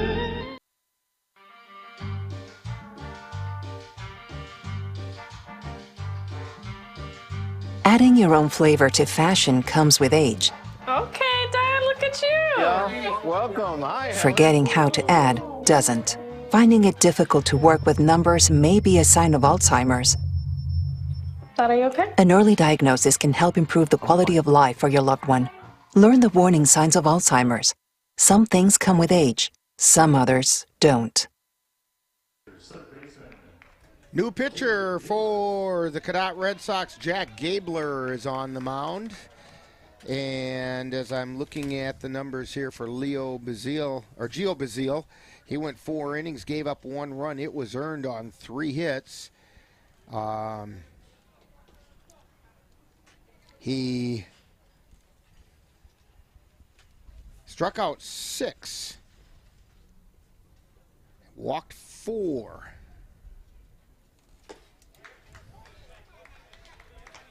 And the first pitch is a called strike to Cade Mueller. Mueller's 0 for 3 today. Here's the wind in the pitch. Check swing. That missed high. 1 ball, 1 strike.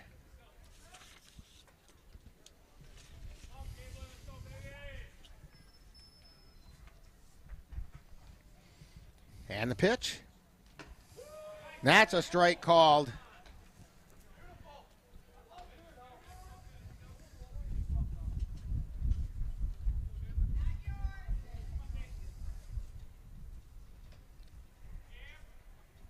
And that pitch is outside.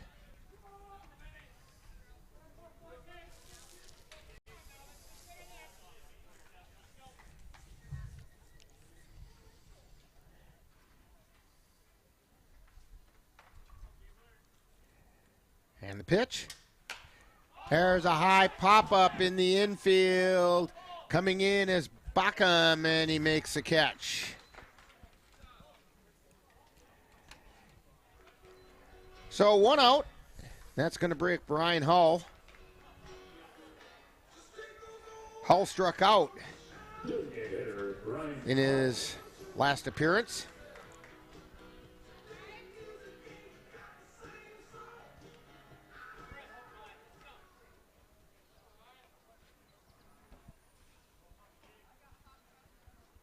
And the pitch, that's high and away for a ball.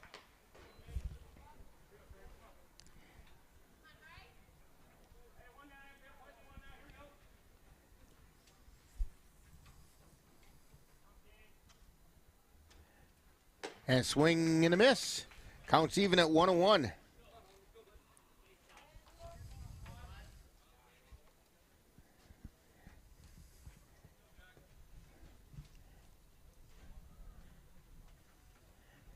Here's the pitch. Foul tip. 1 ball, 2 strikes.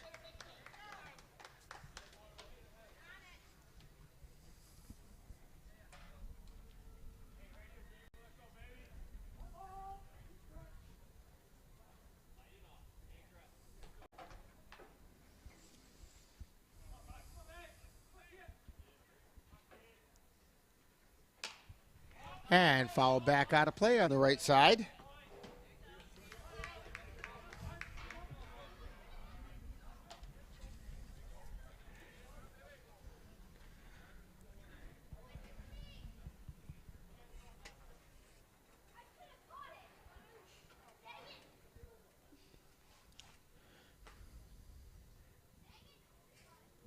And the pitch. That's high. 2 balls, 2 strikes. Riley Gopinski on deck.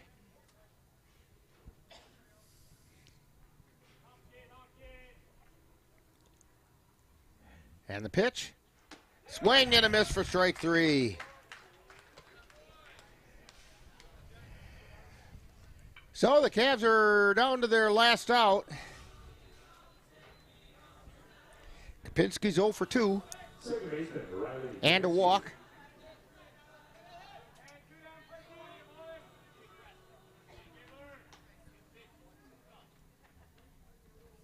Here's the pitch. It's outside for a ball.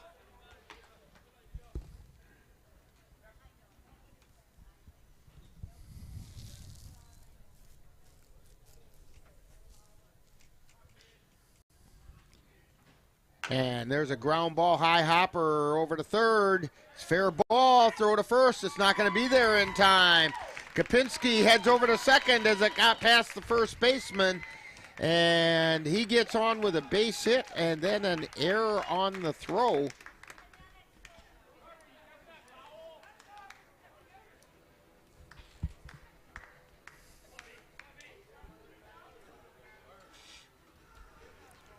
And that'll bring up Carter Veith.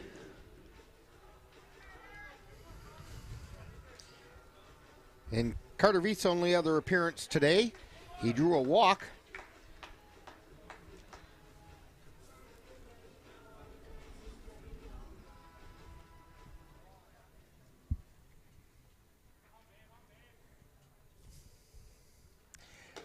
And there is a strike on the outside corner.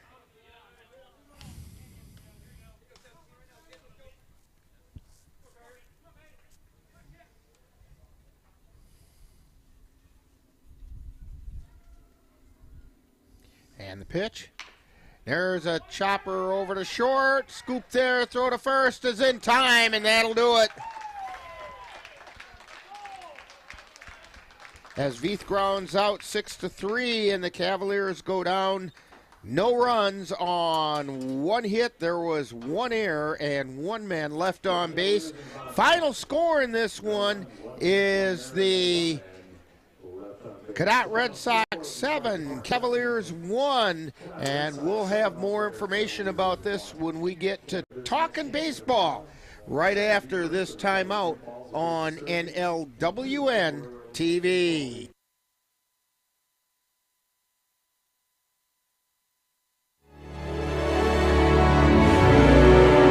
The Eau Claire Cavaliers would like to take veterans out to the ball game. That's right. As a thank you for your service, any veteran of the United States military can receive a lifetime pass for free admission to all Cavalier home games. Just come to Carson Park with your veteran identification, and the Cavaliers will issue you a free lifetime pass to all Cavalier home games. That's just the Cavaliers' way of saying thank you for your service. You've been watching Eau Claire Cavalier Baseball on NLWN-TV. This copyrighted presentation has been a production of the Northern Light Webcasting Network in conjunction with the Eau Claire Cavaliers, and is intended for the enjoyment of the viewing and listening audience.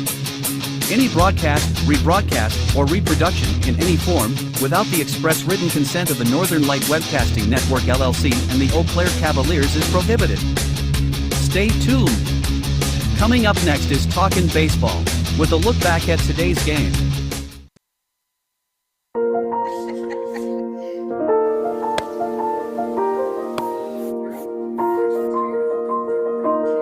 Hey, honey. What do you thought we'd try something new? Family art hour. What do you think? You got jokes. You're funny. Learn about adopting a teen from foster care. You can't imagine the reward. Learn more at adoptuskids.org.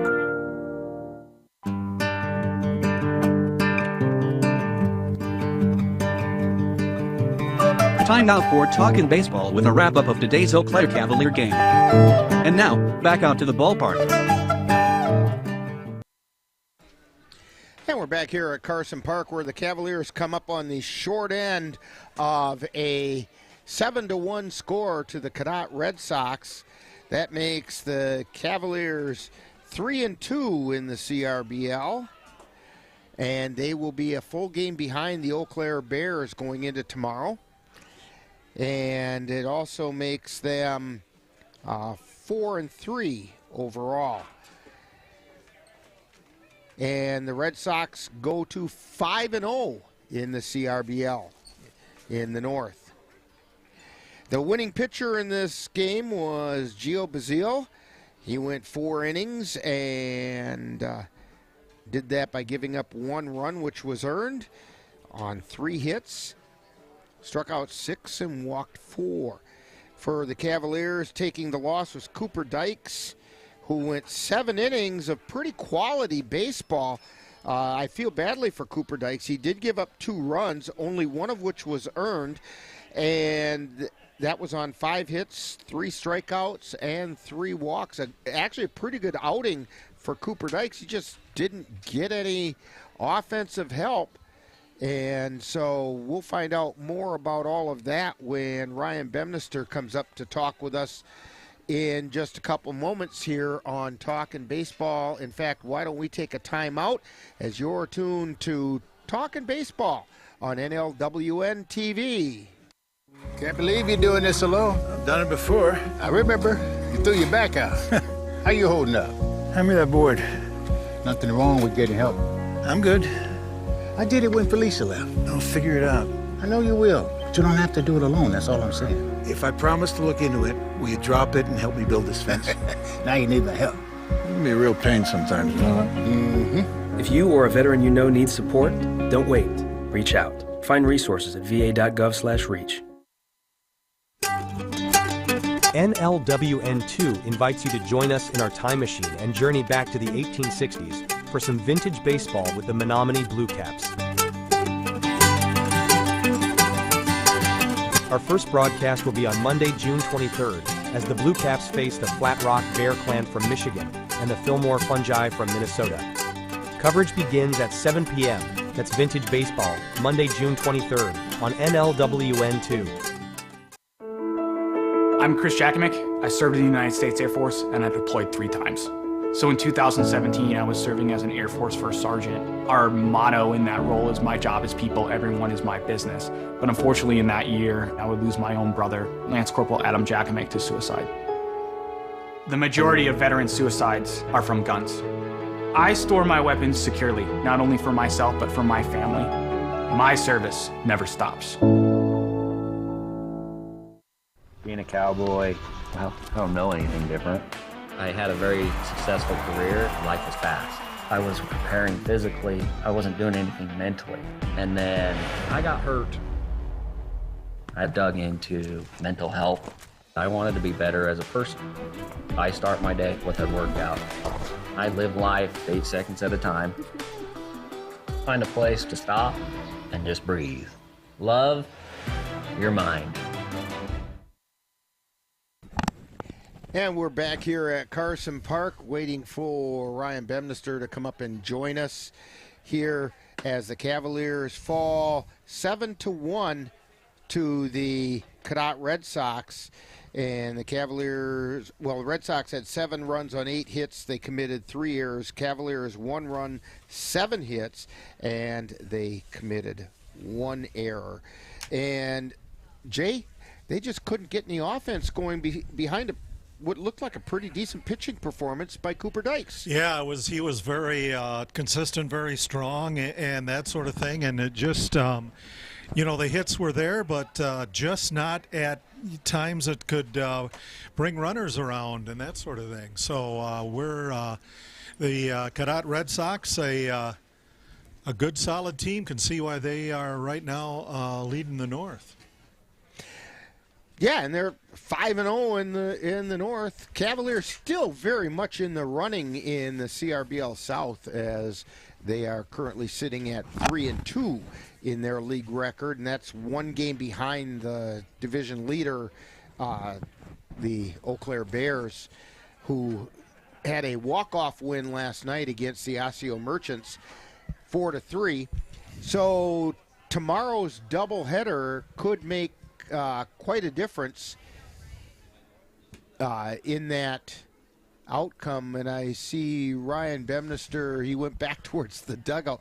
Now he went down into the tunnel, so maybe he'll be making his way up here pretty quickly. But yeah,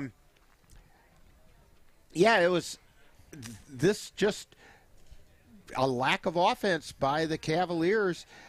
A lot of looking at good pitches. Yeah. Yep. And, like I said, they were right in there with the hits, but they just, they came at times with that. Yeah, that really didn't matter. Yeah. 2-out hits. And we talk about getting critical 2-out hits, but it's not where you get a stray hit and there's nothing else happening. We're talking a critical 2-out hit. It would be if you have runners on base, you get a 2-out hit, you drive in a run. And that's something the Cavs haven't been doing real well this year. But they have been. I look at, for example, in the 9th inning, when Riley Gopinski beat out that infield hit, there were already 2 outs. And so So, yes, it was a 2-out hit, but there was nobody on, and it really didn't amount to anything. They got Carter Veith to ground to short and the game. And that's the kind of unlucky break the Cavaliers have been having as of late. And, yes, they've been winning games, and that will continue to happen. Some of that luck's going to have to start going the other way fairly soon. And so hopefully we get manager Ryan Bemister. Here he is. Yay! We knew he'd be up here. Well, they don't always go as planned, do they? Nope. And I feel badly for Cooper Dykes. He threw a pretty good ball game. Yeah, nothing we can do about that. And threw really well, yeah. He did. And he just didn't get any run support. And, I guess put this one behind you and you look forward to tomorrow. Yeah, I guess so. That's what we have to do. Nothing else you can do about it. No, the stuff didn't happen when you needed it to happen, and we talked about this in the pregame that this Cadott team's a pretty good ball club. Yeah, I mean they're good, but they're really good. Yeah, they're good. They've always been good. They play us well. We usually split with them. You got a chance to go after them next week or something like that, I think, or 2 weeks, something like that. No, they're a really good team. Saw some good pitching today, but we had 7 hits and 5 came from 2 guys. So that's got to end. real soon because we got 10 guys in the lineup. That means we had 2 hits scattered between 8 guys. Not good. We got to figure that out real fast. And one of it is it's just in body language. Just what I'm observing from body language. They'll watch a close pitch that gets called for a strike, and rather than saying, okay, that's the zone that he's going to give, they get ticked and don't like the call, and lo and behold, they come right back to the same spot. They get called out on a 3rd strike, and then they can't understand why they're out when he just told you the previous pitch. That's what he's going to call. Yeah, that's kind of you hit the nail on the head. Guys got to start being more aggressive. We got to go after pitches. We've got to take advantage of situations. We got to know roles. We got to be better as a ball club. That's what we talked about afterwards. I was very angry. I love all those guys down there, but I feel as though we're more competitive than what the score shows. And we should play more Cavalier baseball, and it was just hard to get runs because you can't get hits when nobody else is sitting. So. Right, and in fact, Jay and I were just talking about this. We've talked over again and again about getting hits when there's 2 outs, critical hits. But those critical hits come when you've got 2 outs and maybe you've got a runner on second, and then you come up with a big hit and you drive that runner in. That's a big hit. But when you've got 2 outs and you haven't done anything all day and you get a hit, yes, the hit's a good thing, but it oftentimes doesn't amount to much. No. No, it doesn't. And we had numerous guys in scoring position with less than 2 outs today. And you had a bases loaded situation with less than 2 outs. Yeah, we got to figure out what to do about that. We got to figure out, and we got to figure out fast because now we're 3-2 in conference, and we got to come back with a doubleheader tomorrow. Shorthanded, we're going to be missing a couple of guys for tomorrow, a couple arms type of thing. So we're going to have to ask a lot of our 2 pitchers for tomorrow. We're going to have somebody pick up the slack for one of the guys isn't going to be there. I had a couple hits today, so it's like we got to do something because that's, the top of the order's, doing what they're supposed to do, and, and Sam's doing a good job. We just got to get hits beyond that, so. Well, I guess it's go home, get some sleep, get some rest, and get ready for tomorrow up in Jim Falls. Sounds good. All right, well, thank you, and we will be back to wrap things up on Talking Baseball right after this timeout on NLWN-TV. Thank you. Being a Cowboy, well, I don't know anything different. I had a very successful career. Life was fast. I was preparing physically. I wasn't doing anything mentally. And then I got hurt. I dug into mental health. I wanted to be better as a person. I start my day with a workout. I live life 8 seconds at a time. Find a place to stop and just breathe. Love your mind.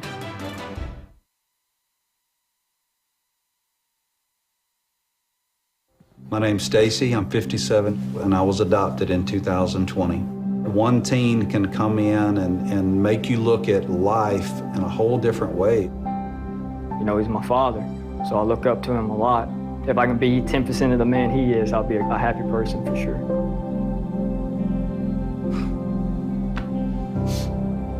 Learn about adopting a teen from foster care. You can't imagine the reward. Visit adoptuskids.org. So back here at Carson Park, getting ready to wrap things up. The Cavs fall to the Cadott Red Sox 7-1. And make sure you join us tomorrow because we've got more Cavalier baseball coming your way on NLWN-TV as we bring you the Cavaliers taking on the Jim Falls Sturgeons. It'll be a doubleheader from Grudem Field in Jim Falls. And due to the poor cell strength that we find over in Jim Falls, we just can't get a signal out of there. So we will have same-day coverage. It will be delayed, and we will begin our broadcast at 7 o'clock with the In the Dugout show, followed by all the play-by-play action of both games. Hey, don't forget to join us on NLWN2 for our coverage of vintage baseball as we bring you the Menominee Blue Caps playing baseball in the style of the 1860s. On Monday, June 23rd, we'll bring you our first coverage of the Blue Caps taking on the Flat Rock Bear Clan out of Michigan and the Fillmore Fungi from Minnesota, all taking place at the Menominee Baseball Festival. Coverage begins at 7 o'clock on NLWN-2. That'll be on Monday, June 23rd. The Eau Claire Cavaliers want to remind veterans of the United States military that they can get a lifetime pass to all Cavalier home games simply by coming to Carson Park with your veterans identification, and the Cavaliers will be happy to issue you your lifetime pass. Just the Cavaliers' way of saying thank you for your service. Today's Eau Claire Cavalier baseball game is brought to you by the Menominee Eye and Optical, with quality personalized care for you and your family. Your Napa Auto Parts store at 3580 Mall Drive in Eau Claire. Mom's Restaurant and Pub in Colfax, comfort food the way Mom used to make it. Midwest Environmental Consultants, lawn care and soil testing experts for Western Wisconsin. Auto Vision Center, windshield repair and replacement on North Claremont Avenue in Eau Claire. Slayton's Technology, the official IT provider of the Northern Light Webcasting Network, and the Chippewa Valley Museum, where you can connect with the roots of the valley right here in Carson Park. So be sure to thank these fine sponsors for bringing you Eau Claire Cavalier Baseball on NLWN-TV. So for Jay Fall on my left side and Cassie Nelson running the computer on my right, Dan Petschow on the other side of Cassie doing the camera work, I'm Rick Olson. Thank you for joining us. And that final score, once again, Cadott Red Sox 7, Cavaliers 1. You've been tuned to Talkin' Baseball on NLWN-2. You have been tuned to Talkin' Baseball with a wrap-up of today's Eau Claire Cavalier baseball game. This has been a presentation of the Northern Light Webcasting Network and NLWN-TV. In the heart of a small town where the rivers flow, there's a spirit rising up and it's starting to grow. Carson Park's the place where dreams come alive. Eau Claire Cavaliers, the reason we thrive. With the crack of the bat and the roar of the crowd, we spell baseball magic and we shout it out loud. For over 50 years of history, pride and cheer in this town, we're all family, the love sincere. Eau Claire Cavaliers, we wear it with pride. Big time baseball in a small town ride. From the bases to the bleachers, hear the fans sing. For the love of the game, together we bring. In this town standing tall, we always belong. With Eau Claire Cavaliers, we'll keep singing our song. Through the ups and the downs, we'll face every fight. With grit in our hearts, we'll shine ever bright. Eau Claire Cavaliers, we wear it with pride. Big time baseball in a small town ride. From the bases to the bleachers, hear the fans sing. For the love of the game, together we bring.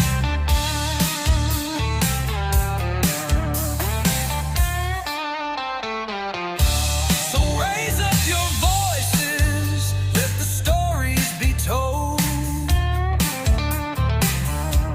In Eau Claire's pure heart, our legacy bold. With the Cavaliers shining like stars in the night. Big time in a small town, forever in our sight.